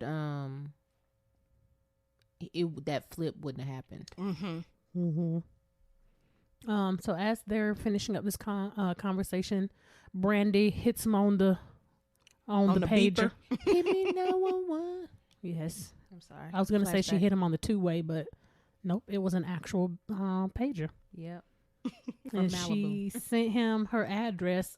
I didn't know what he said 333. That was the area code. Because I think he already knew, because I think they had been dating. Yeah, but towards the end when Mia and T are driving to the house, she said 333. There it is right there. Oh, yeah. And I was like, well, because I thought it was the area code too. And I was like, well, was it the area code or the house number? She did say that. It's been so long since we had pages. I don't remember what all they could do. Me neither. Because I thought it was literally only numbers. And you could like make your numbers like spell out stuff. But But it, what was the flip one? It was one. You too far ahead. Oh, them the 2000s. You went too far. I think you're thinking like a sidekick or something. Yeah, that's what it. Yeah, sidekick. Yeah, that's like early 2000s. Old school where he said, "Oh, okay." Yeah, like he had a pager, like a real one. But he shows up to Brandi's house, and somehow she don't lock her doors, and he just walked right on in. No, he rung the doorbell. Yeah, later he just walked in. Yeah. So he bing bing bing bing bing, and she in the mirror talking herself up, trying to get herself ready for this situation. Yeah. So and she was really tangling in them sheets, literally. And she's sitting there like really giving herself a pep talk, like, girl, you got this. You can trust. Just trust. That's all you got to do. Have fun. Just have fun. Relax. Relax your muscles. All the stuff she had to do to go through this, getting her mind ready to be in what she was thinking was going to be a relationship. Now her negligee, because it was negligee back then. Yes, was her fire. lingering. Yes, I was like, I want one of those. Okay, like I don't know who I'm gonna wear it for, but I want one. Preparation. Exactly. And I was like, boy, she is the epitome of wrong time and wrong place. But before they get to the bed, they on the couch, and of course he doing his thing, trying to really like. Oh, that whole scene was so gross to me. He was all over her. Yes. And she's steady trying to like back him off of her, and explain to him like, look, there's a lot that you don't know about me. Serious stuff. When somebody, first of all, make sure you get to know somebody. But when somebody tells you that, takes 50 steps back and have a conversation to get to know who they trying to tell you they are. Right. Yeah. Another part of this that stood out in my mind, I don't know if y'all caught this, but for y'all that don't know, Martin Lawrence is a darker complected black man, and then Lynn Whitfield is a very lighter complected black woman. But he had on all white, she had on all black. I saw that, but I didn't like key in on it though. I was like, are they having a like little juxtaposition between like the light and dark, the good that's and inside evil of them? Yeah. Get it with the I be trying sometimes. What is that? The symbolism. Yeah, so I was like, oh Lord. Oh Lord. I didn't peep that. I saw the black and the white, but I didn't associate. Dressed in all black like the old man. Yeah. How your friend saying this is from yeah, but now that you say that, I'm like, he did have on all white, all white, like Gucci down to the socks. I mean, yeah. I was like, all white. I don't know many men out here wearing all white. But anyway, yeah, you make a valid point there. But, you know, the whole time she's basically like literally pushing this man off of her, and he is like a dog and heat on her. Because he's so close to the finish line. And he does, and she's basically like, do you trust me? I mean, you know, can I trust you? She's asking him all of these questions. To be affirmed. Those series of questions were so, in my mind, so inappropriate for where they were in their relationship. Yes. Yeah. And that goes to show you shouldn't be having sex with this man. If you don't know these answers, do not jeopardize your progress with your mental stuff that you got going on for just to keep him. Right. And that's something that happens all the time. And one thing, she gave him an out. When she asked him if he had feelings for somebody else. Yes. She gave him an out because I know we shouldn't be saying crazy, but socially that's what most people would say. The crazy train hadn't left the station yet. No, it was rearing up now. Like it was definitely rearing up, but it hadn't left. Jealous.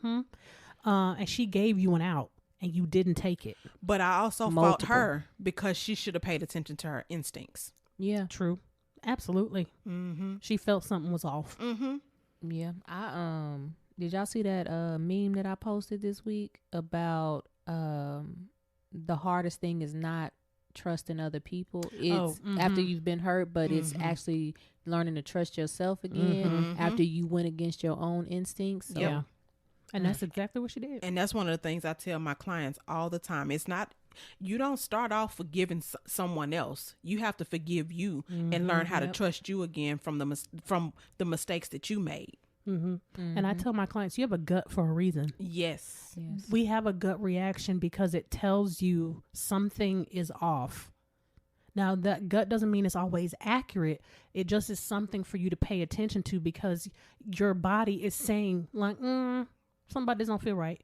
Now, you can decide once you've kind of processed it, looked at it, on whether that gut reaction was just reactionary or whether it was a true thing that you need to be aware of and get away from. And men like to say that women have those intuitions and gut instincts, but men have them too. Everybody do. If you're a human, well, if you not a human, everybody got instincts. So pay attention to them. Yeah. And then she asked the final question that put the nail in the coffin for his behind. Do you love me? And he sat there. He thought about it for a second. And then he uttered them words. Yeah, I love you. I love you. And I was mad. I was too. I was like, don't do it. But I was like, throwback to what T said. He told him, you going to have to say I love you. To get that, yeah. Because this woman was out of his league. And he knew it. He was like, nah, you got to tell her you love her. And he did. Yeah. So, I wonder, like, if these were real people, like, is he going back to like, oh, man, T was right. Shoot. Yeah. What am I going to do now? From a sex therapist perspective, I was looking at this scene and I was like, oh, his foreplay game is whack. I was like, oh, dude, you don't read the room well. Like, you just. She crying. Right. Like, crying. Like, she over here silently crying. Like, something is not right. Yeah. So my thing is, it's like you are definitely not self-aware. No. Because you are seeing this woman in tears and you are still pushing forward to try to have sex. Instead of talking about the brokenness and the hurt that she has experienced that you about to bring back out. That she displaying. Well, it goes back to kind of what we said a little bit earlier about using people as objects. She was fulfilling a purpose and a role. And I don't know if that purpose was conquest to prove, that he was the man essentially or what. But she was serving a purpose and that became the all encompassing. So you're not even like a real person to me, really, at this point. Yeah. You're just a goal. You're a target. And the whole time he was kissing her after he said, I love you, she was just saying, I'm scared. And I was like, that was really the part that just was like, oh, how could, ugh, I don't even know how your body functioning right now. Right. Like, how are you getting aroused? And she's sitting here saying, I'm scared. Right. That is so much trauma right there. Mm-hmm. Oh, and something she said in the mumblings of the kisses is, it's not good for me to be hurt. Oh, yeah. I So wrote that down, too. You better warn him. Right. He wasn't listening, but you better warn him. Yeah. I said, boy, you just hit that final nail. And not only did you hit the final nail into the coffin, you countersunk that joint. Like, like you was just like, you know what, for good measure, let me go ahead and hit that one more time. Mm-hmm. So then, they start their sex scene, and again, when I said this is the definition of wrong place, wrong time, none of this should have been communicated in this moment. None of the following discussion should have happened at that time. Which was also an opportunity for his second out. It was. Of the night. Mm-hmm. Because she starts trying to tell him, he trying to do his thing. He ready. He like, oh my God, we naked. We in the bed. It's about to go down. Because we saw all Lynn's little rosy nipples and stuff. Okay. Yep. Said, naked. Okay, bucket naked. For y'all that have seen Players Club. R.I.P. Bernie Mac, yes. And I was like, he's so focused again on the target. Yep. And she like, you know what? I got something I need to tell you. And what's playing? Is it a Thin Line? Is it Thin Line? Was that playing in the background? No, it was another song. I can't remember. But it's a not common, a very popular 90s song. Before they got it was like a trend because Computer Love beat was right there. Yeah. But it was another song attached to it. Yeah. But she proceeds to tell Darnell that, her ex-husband, or her husband rather, was abusive towards her. And she killed him. And that's when the record scratched. Which I don't know why you would ever choose that moment to tell the person you're sleeping with that you killed somebody. And see, I figured the reason why she told him then was because, look, I'm getting ready to give you my body. And I need to go ahead and reveal this to you so that if you gonna walk, go on and walk. I definitely think it was from the perspective of she was trying to save him from not being okay with her. That is the last time she cared about him. Right. Like what he thought. And I still say it was an inappropriate time. It was inappropriate. I agree with what both of you guys are saying. It's just, that ain't the time, sis. You should have said that on the couch. You should have said that a long time ago. Yes. Right. You should have been saying that at dinner somewhere. Right. But if you gonna say it before, you should. Why you said you was scared? Go on, tell him. I'm scared because I killed my husband. And I don't know if I'm gonna have to kill you. Yeah. But the way he got up off of her, he rolled away, but she went right with him. But you not getting away. Yes. Yep. They got entangled in them sheets. The power of the 90. And I felt for him in that moment because I was like, what do you do? Like, literally, like if somebody just told you that they killed somebody, even if it was because they were being abused, but like, you need to take a minute. Yeah. Right. Like, hold on, wait, you what? Right. We got to stop all activities and we got to talk at least, or I got to leave. Like, right. Like, I might have to leave. Let me leave and process this so I can see like how I feel about this. Yeah, because I think at that moment she still wouldn't have snapped. Right. Because she gave, like Dr. Jones said, she gave him another out. Because she said, do you see me differently, or something like to that effect? Yeah, I do remember that. He was like, no. I mean, if he was abusive, you got to kill him. Right. And I'm like, you're validating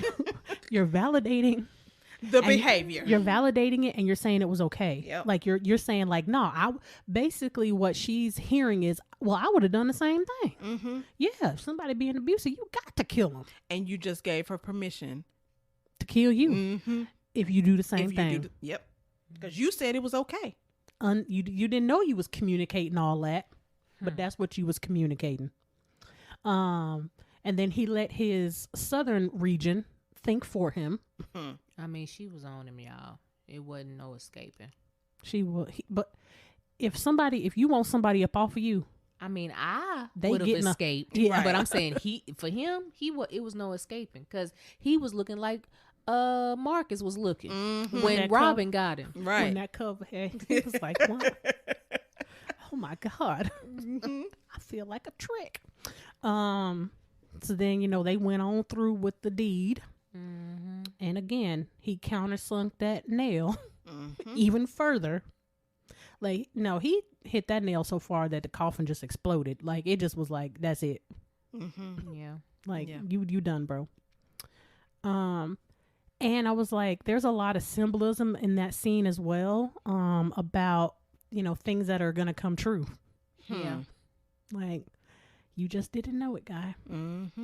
So then after that, there's a small little short scene with Darnell and Smitty. He goes downstairs in the middle of the night. Oh, to call what's call his name? T. Call T. He did. Why? And that's what I was telling Dr. Wall earlier. Why would you open up the refrigerator to hide behind? It's not like it's soundproof. Because he didn't watch 80s and 90s horror films. I was like, that was a pure plot device. That was all it was for her to jump scare him. But because there wasn't, unless you was gonna get some water. But I don't know why you continued to talk and not like do that at the same time because it's a cordless phone. But you can tell, like, she called him, but he had a great alibi. I almost said lullaby. A great alibi, and they had sex again. And in the middle of the night, because don't no black man in these films sleep during the night, he throws her hand off of his body with the pointer finger and the middle finger and rolls over like, I'm done with you. I was like, oh, okay. Because she's sleeping with him in a chokehold. She got that arm around that neck. Good. And then he started thinking about Mia. No, he did the Marcus. He rolled over and he was like, I wish y'all could see the face, but he was like, like he knew in that moment, like, I done messed up. I completely messed up. And Mia's voice is in his head. I expect you to do exactly what I know you gonna do. So then there's a scene with him and Smitty, which was a little weird scene as well. But so they're talking about, I'm assuming, man things. And basically how he's trying to say, I like being out playing the field and asking Smitty, like, you don't ever, kind of want to step out on your wife, which is a weird question to ask somebody. And I think he was trying not to lose face. That's what I think it was. I think he had been thinking, oh, I done did this, but the person I really want is this person. Like, I think he was trying to inquire from an older person that lived his lifestyle, like what I should do, but obviously that went to hell in a handbasket. He didn't ask the question right. He didn't. And Smitty gave him, a mini life lesson on, there's all kind of little girls, little tenderonis that I wouldn't mind taking a peek at, but I love my wife. And what that would do to her. And I love the life that they built. And I would never tear that down for a young girl. Yeah, he says, life is about choices. The older your mind gets, the better choices your member makes. Johnson. Yeah. And then Brandi pulls up in her limo. Stunting. I said, man, what kind of real estate business is this woman running? I know. To be able to afford all this stuff. And take him on a shopping spree. A full-on shopping spree. Designer. I was about to say tailor made, custom made, because they was measuring him. Yes. And she pull up and basically is like, get in the car, boy. I want my man to look good. Either wear nothing or wear the best. So then here he go, like a little puppy dog on a shopping spree. On the shopping spree. He talking about my member ain't that old.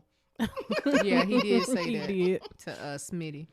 And I was like, see, again, there goes that power dynamic, complete shift. Like all the control was in her court at that point.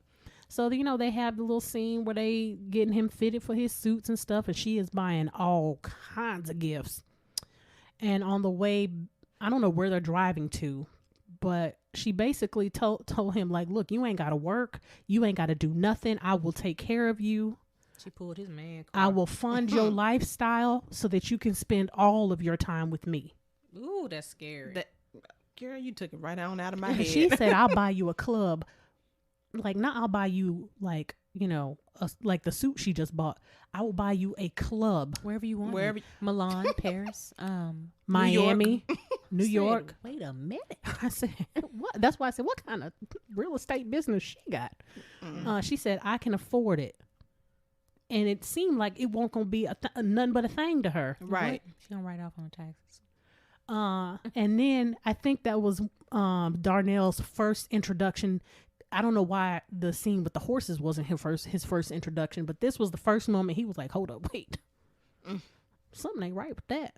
Mm-hmm. He was like, now we can't spend all our time together. Mm-hmm. And she basically like, no, brother.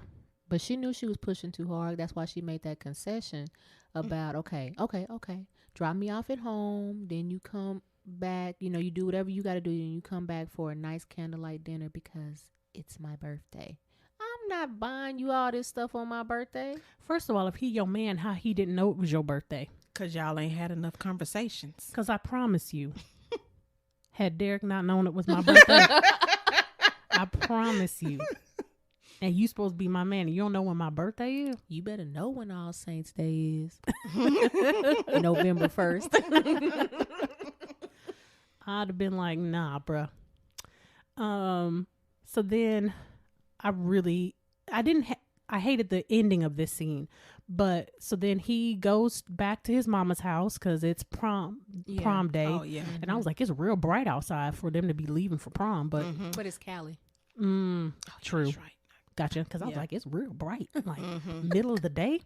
So the sister is getting ready to go to prom at 15 years old.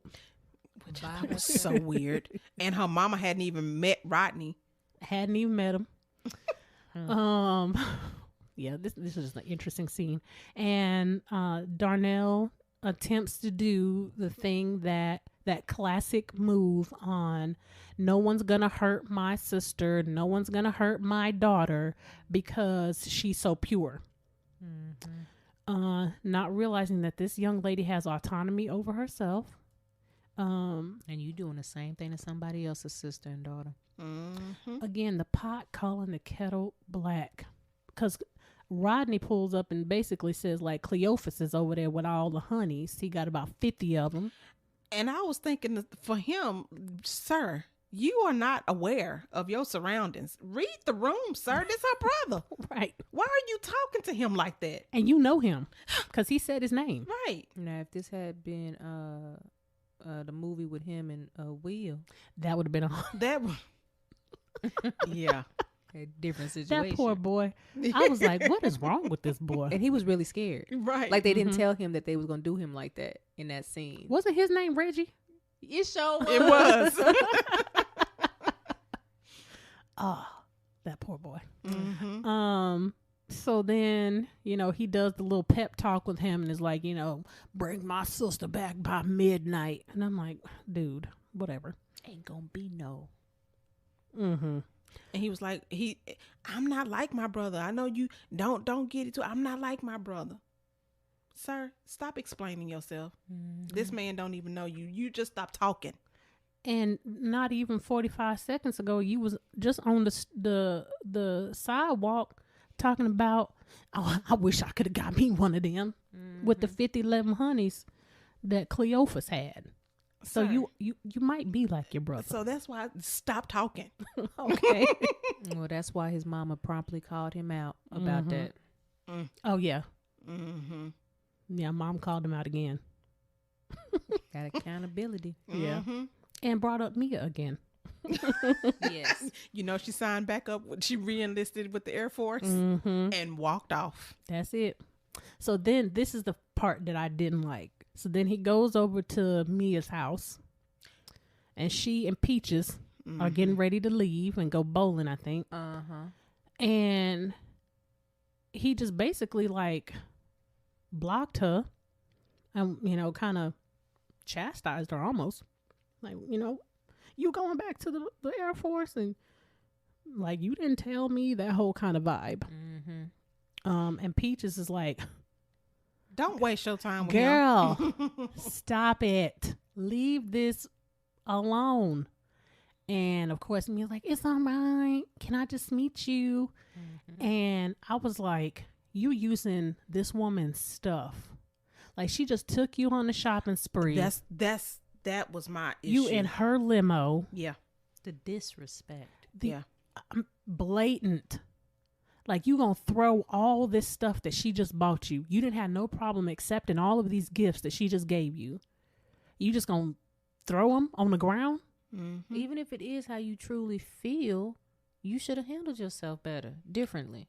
Or you should have just not gone on the shopping spree. Mm-hmm. And you should have told her, no, you go ahead and take your car. I'll meet up with you later on. Right. Like, you wearing the suit she literally just bought you. Right. And you just gonna throw all this, you gonna use her stuff. And being driven around in her limo. In her driver. On her dime. On her dime. Complete. And then what I was like, and Mia, you just gonna go along with it? Right. Like, you gonna just, okay. You know. Because she was smiling when he was throwing the stuff out. Right. Like, you see, this man is obviously, I mean, who rides around in a limo? And is wearing a 3-piece suit. Yeah. So I didn't like that scene. So then, of course, Brandy's, you know, sitting at the dinner table. She got her candlelit dinner for her birthday ready to go. And, you know, it starts off well because it's like, you know, I'm getting it ready and prepped. Still early. It's still early. And then Darnell and Mia are like at, you know, Lover's Lane somewhere. Yeah, they spend the whole day together. Whole day into the night. Well, they spent the night together.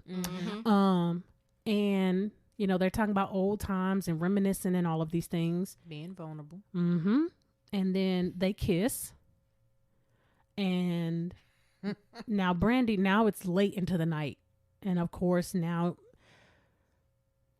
the descent is happening, you know, because she's realizing he's not coming. She at the table playing with a knife. And then stabs the cake, you know, because that fury is building. You know, like they say, hell hath no fury. Like a woman scorned. Yeah. So the fury is building. That familiar feeling of hurt is now conjuring up. Absolutely. So then they go back to Mia's house, right? Yeah, he drops her off. And they stay the night together because he wanted some Fruitopia. I know. I was like, Fruitopia. I know. I was like, that's a very specific but weird drink to say. Yeah. You ain't say fruit punch. You ain't say Kool-Aid or water. Hawaiian punch. Probably was a sponsor. Probably. Oh. That fool specifically said Fruitopia. But Mia says, look, I'm not ready for all that. You know, I'm not ready for that. And he's like, no, it's cool. So he respected that boundary. Yes, beautifully. From her. Yeah. That she was not ready to sleep with him. So then they just literally just slept in the bed. With their clothes on. And sometime between, I don't know how she knew where Mia lived. Brandi shows up. I was assuming the limo driver. Oh, the limo was driver. out front. That's right. So she shows up with the cake and the knife that's still in the cake and puts it on the porch. I'm sorry. You're not getting my cake. You're not going to be throwing good food away. I'm sorry. Okay. Yeah. So then after that, you know, he's scared now. As he should be. So he goes back in the house and, you know, Mia's like, kind of like, well, like, what's going on? And he, of course, plays it off. And then they cut to him going to Brandi's house. Well, that's when he came back in then and was like, let's start where we left off. And then she's like, no, but I could use some breakfast. And he said, well, let's do some breakfast. And he talking about salmon croquettes. And I said, y'all about to eat. Yeah, I know. I was like, grits and salmon croquettes? So you got to take them bones out the salmon and stuff. Like, I know she just ain't got the salmon prepared already. Okay. That's a meal. So then he goes to Brandi's house and I don't know how he got the knife back out of the cake. I mean, you had to go back in the trash and get it. Yeah. And it was clean. Right. So you washed it too? At his mama's house. No, I'm saying. And then both of them trying to play hard and tough versus being honest, and her saying, I'm hurt by what you did. You promised that you would be back and you didn't. And instead stayed the night with another woman, which is the exact same thing. I don't want to say exact same thing, but her husband left her for, she said, a blondie. And then him basically saying like, we should be friends. Lies. And it's like, you was not interested in being friends with this woman. Right. So why even put that out there? But instead of just saying we just need to go our separate ways. But this also starts his like new leaf montage of him writing, when he didn't really right the wrong, but him cutting it off with Brandi, and then him going and cutting it off with all the other women that he has been dealing with. So you can tell that he is taking Mia seriously and that he is willing to step up and do what he needs to do, but he just underestimated Brandi severely. Because she showed up at his house cooking some burnt bacon. I was like, what she got this bacon on? How'd she get in and you didn't hear? That's what I was like. And do nobody lock their door? Like nobody? I was like, because them old California homes, they got doors on them. Yeah, that's them turning, them mid-century modern homes. And I was like, and bacon is very fragrant. I'm sorry, I'm be mad you done burn up my bacon. So you would have smelled that before it got to the burnt stage. Right. The alarm ringing. Like, bacon smells. So I don't know how you just missed all of that. But somehow she got into his house, breaking and entering, and is, trying to, I don't know what she called herself doing. Make it amends. Yeah. And of course he freaks out and he's like, what are you doing here? And how'd you get here and get out? And she tries to hug him and be all on him. And stuff. And he throws her off of him and she hits, I guess, the pantry door or something. She hits the wall or something. Slams her into it. And she basically, at that moment, I said, "Oh, you done got the right one today, bro. So you just gonna do me just like my husband." And she said, "You put your hands on the wrong one." And that was it. That's it. After that, she was done. So it's another like small little montage in here, right?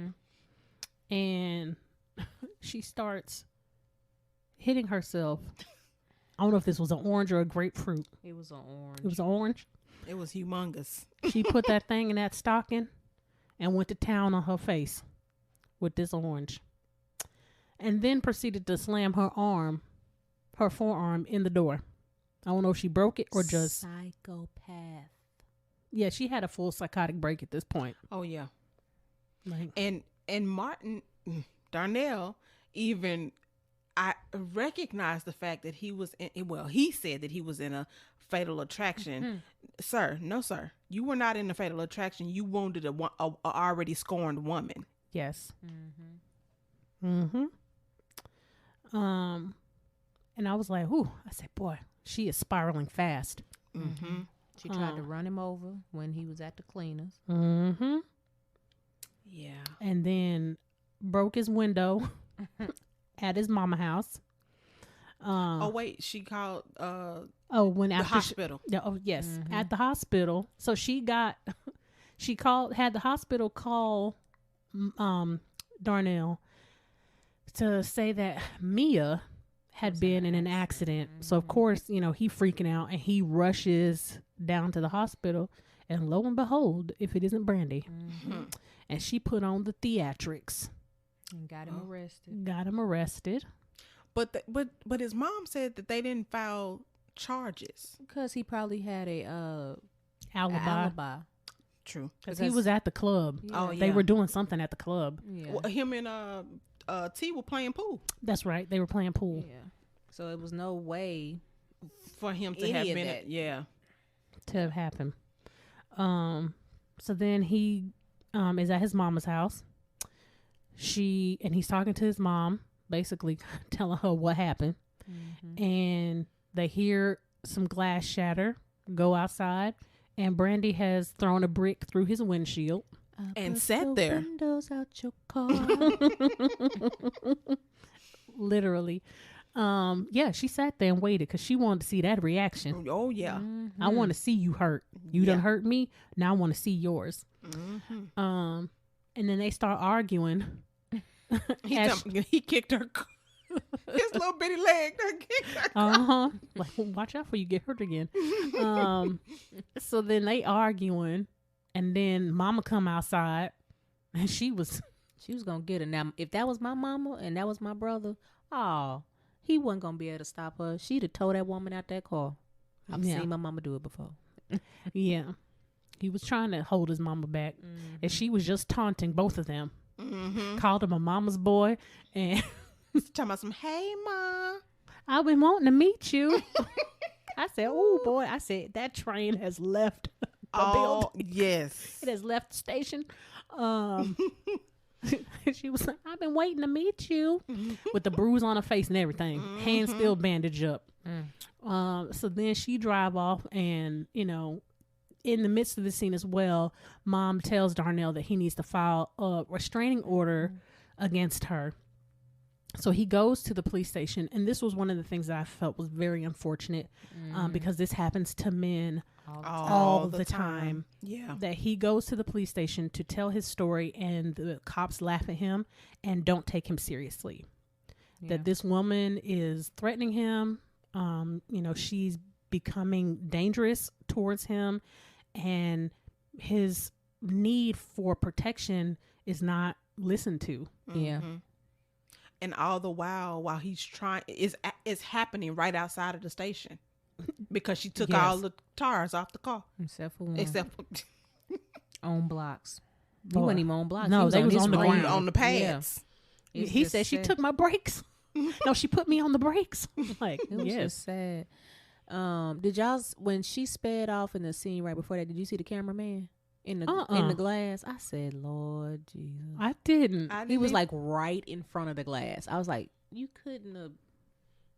No, I'm gonna have to go back and look at that. Yeah, me too. Gear, everything. Headphones on. Headphones on. I was like, that's hilarious. Okay. See, this is why stuff need to still be an analog and not this digitally remastered. Stuff like that.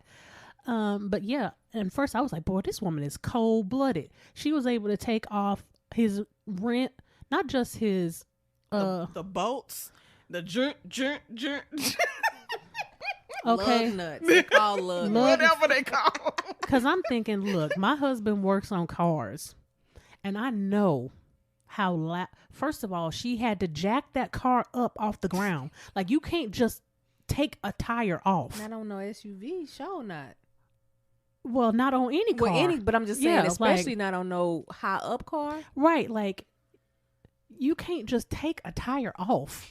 Like, and 3 of them at that. And like, you got to have a jack stands, and at a minimum, a tire iron. Now, and that's exactly why she probably got away with it, because they said, she's probably just trying to fix her tires. This woman in distress.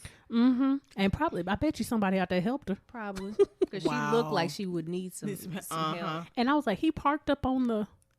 I was like, oh, you are right there at the stairs. I was like, he ain't even in the parking space. Like, he is on like the sidewalk. But it was a car beside him. I think they did that to make it look like a parking lot. And took all 3, and they was gone. They wasn't piled up nowhere. She took them joints with her. And tires is high, and SUV tires are big. So what? I was like, okay. And then again, he didn't have nobody came to his aid. Right. He out there like, like, really? What am I supposed to do with it? Like, he got in the car and told us, I can't go nowhere. Okay. He like in front of the police station, didn't like nobody. Where is the justice? Yes. And I was like, See, this is, again, men are not taken seriously when they are given, when they try to actually make an outcry and claim, that they are being hurt. It's really hard for some reason for people to see women as the aggressor in a situation. But I'm not going to say that her aggression is justified by any stretch of the imagination, but it came from somewhere. However, what she's doing is beyond the reaction that would be appropriate for a situation like that. And you know what? That was the exact scene that made me think like, Darnell, I feel bad for you, but I don't. Because yes, I do understand. Yes, what she's doing is extra and it's, I got that. But sir, this is what you playing with somebody. Yeah. This is how this happens. Yeah. Yeah, she was definitely doing the most. She snapped and she just said, I'm gonna keep going. Yeah. Like she had a whole game plan in her head. Yeah. So these next scenes, I didn't quite write all of them down because it was like basically she's gone. She's escalating. Yeah. She sets the club on fire somehow. Yeah. She's watching him and Mia on a date and tells him how cute they look on the car phone. But he needed to get rid of her. Before I do. Yep. So they go to the club and he does, instead of telling Mia the truth. Because mind you, she is trained to kill people. Right. So I need as many people on my side as possible. Right. But but again, like you said earlier, he underestimated her crazy. Still. No, I think he he knows to some level now because but he not got rid of Mia. Oh yeah. But I think he underestimated Mia's ability to, one, protect herself, and two, understand what he was going through. Yeah, because if it weren't for Mia, he'd be dead. That is true. So him and T broke it off with Mia in the most ridiculous way possible. I think we moving too fast. Fool, we just got together last week. What are you talking about? Okay. Versus saying, hey, the last chick I was with is on some killer stuff right now. Well, she knew who she was. True, because they met in the Chocolate City earlier. So I didn't even understand that approach. I really didn't. I didn't. It was unnecessary. I always hate that. Like in books that I read or movies that I watch, I hate, like, just be honest with the people that love you so that they can be part of your support to either help you get out of this situation or help you get the bad guy. Right, because I can respect you better if you just tell me the truth. And then again, it allows me to make the choice of whether or not I'm going to walk through this with you. So then he leaves somehow. He has a talk with Smitty and he gets the partnership, him and T. Oh, yeah. Yeah, that part. But I'm thinking Darnell leaves because they call him back to the club because Brandi has set it on fire. Because this club is on fire.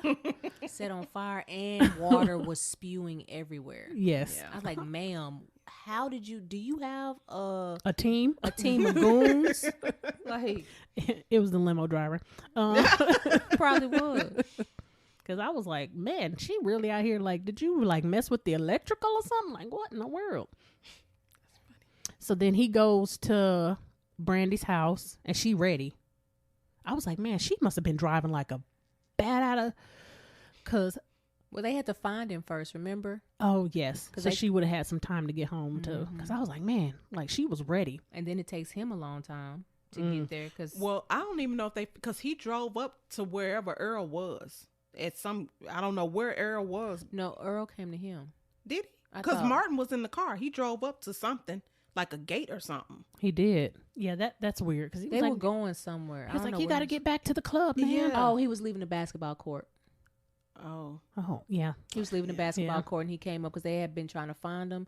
And then also me and T, because T went to get house. Mia thinking he was there and he wasn't. And then she find out, it didn't happen. So he gets to Brandi's and she busts him over the head with a vase and ties him up. And essentially does a scene kind of like Diary of a Mad Black Woman. She did. She shoved that cake in his face. He had all kind of chocolate cake in his in his nose. It was all black. I was like, is that cake in his nose? I wasn't sure either. I was like, wait, I don't understand. I was like, get it out. Because I was thinking either he got some dark nose hairs or he got cake in his nose. I couldn't tell either. I couldn't tell. Because I think this is when I saw that his eye was red again. Because I was like, wait, hold on. They shot these out of sequence. Because I was like, he got that red spot in his eye again, that blood vessel. She's the Black Widow. She was. That dress was fire. I need to design a dress so somebody can make this for me. I mean, she looked great the whole movie. Oh, yeah. So she got her little pistol. And she's basically walking him through like how he got to this point. You know, she's wrapping the movie up essentially. Like, look, you played with me. And, you know, people don't like to be played with. Like, she's talking about women specifically in this scene that, you know, we're not your toys. Like, you can't just take us off a shelf when you want.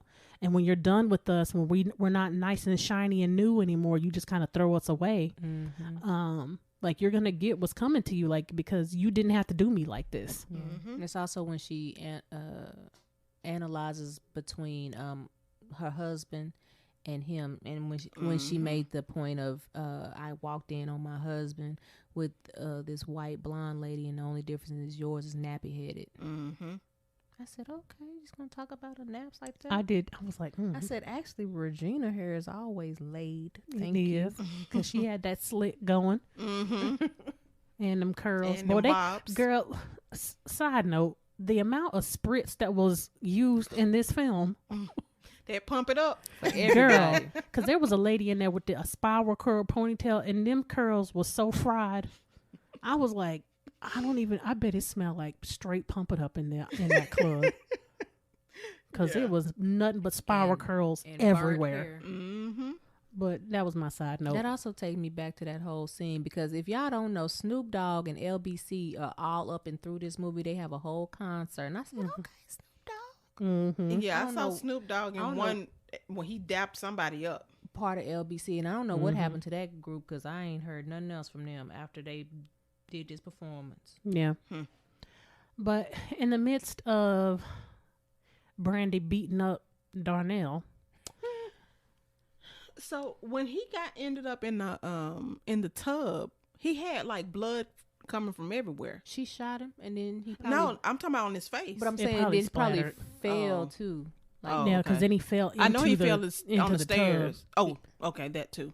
He didn't do like Charles. He did, because them ropes busted. Yes. Because his hands was tied behind his back, but when he fell in the tub, they were free.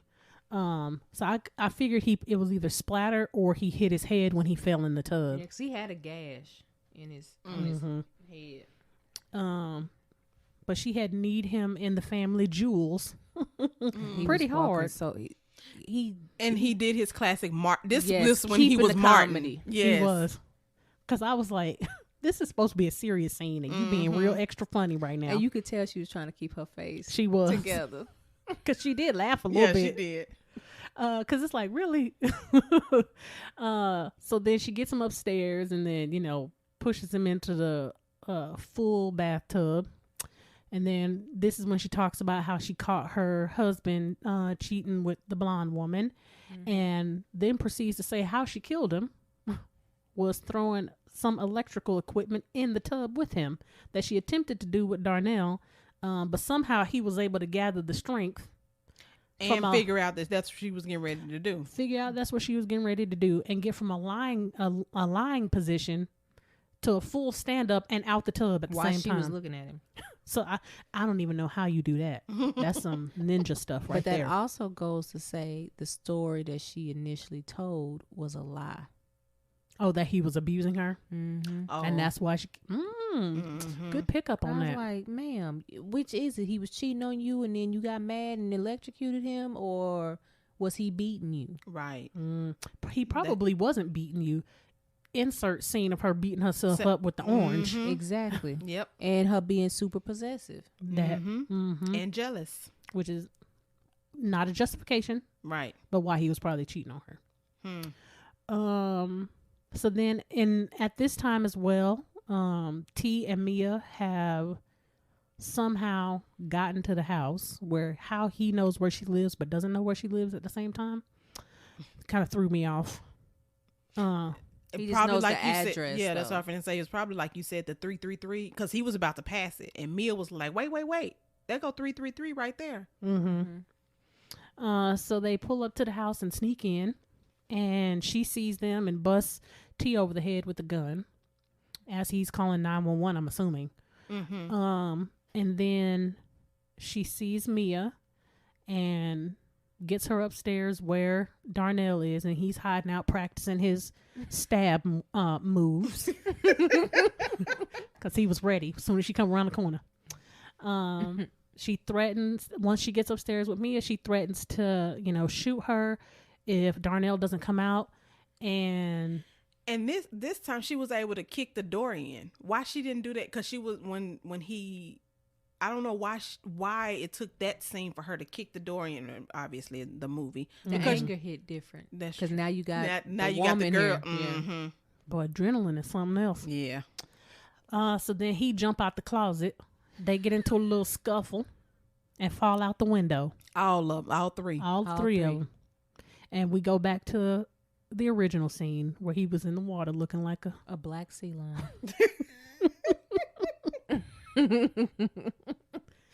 So then, the final scene is, of course, he's in the hospital. He's all bandaged up, and Mia's there, mom's there, sister's there. And, everybody's kind of taking care of him, and he's doing his thing. You know how he's acting very Martin-esque.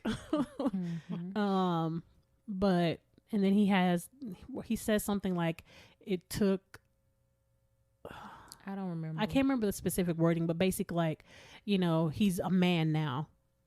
He's transitioned to becoming a real man. And then Brandi ends up in jail. For a short stint. Yeah. And then he's like, basically like, I hope they really get her mind right before they let her out. No, he said her heart. Her heart? Oh, that's what it was. Her heart right before they let out. But based off the way that scene was cut, she was already out. Plead insane, because she is. Yeah, he said, I hope they fix the hole that she has in her heart or something like that. The hole ain't the problem. No. And then that's the end of the movie. So the moral of the story is, don't play with people's emotions. Communicate clearly. Learn how to negotiate what you want in a relationship, and if you cannot get it from that person, go find somebody else. And boundaries. And be true. Be true to who you are and who you want, what you want. There was a whole lot going on in this movie. Lord have mercy. Well, that's it for session 18, movie mental breakdown of A Thin Line Between Love and Hate. We love to hear, what some of your favorite scenes are from this movie, because we like to do throwback films.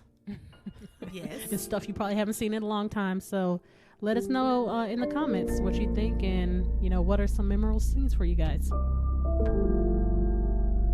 Must be this volume control. So, okay, interns, process your notes. Be sure to catch us next session and find us on all major platforms at The Recycled Podcast. If you're a new intern, be sure to like, comment, subscribe, and share. Thanks for listening. And remember, we are shifting and reshaping our psyche through healing conversations and connections, one discussion at a time.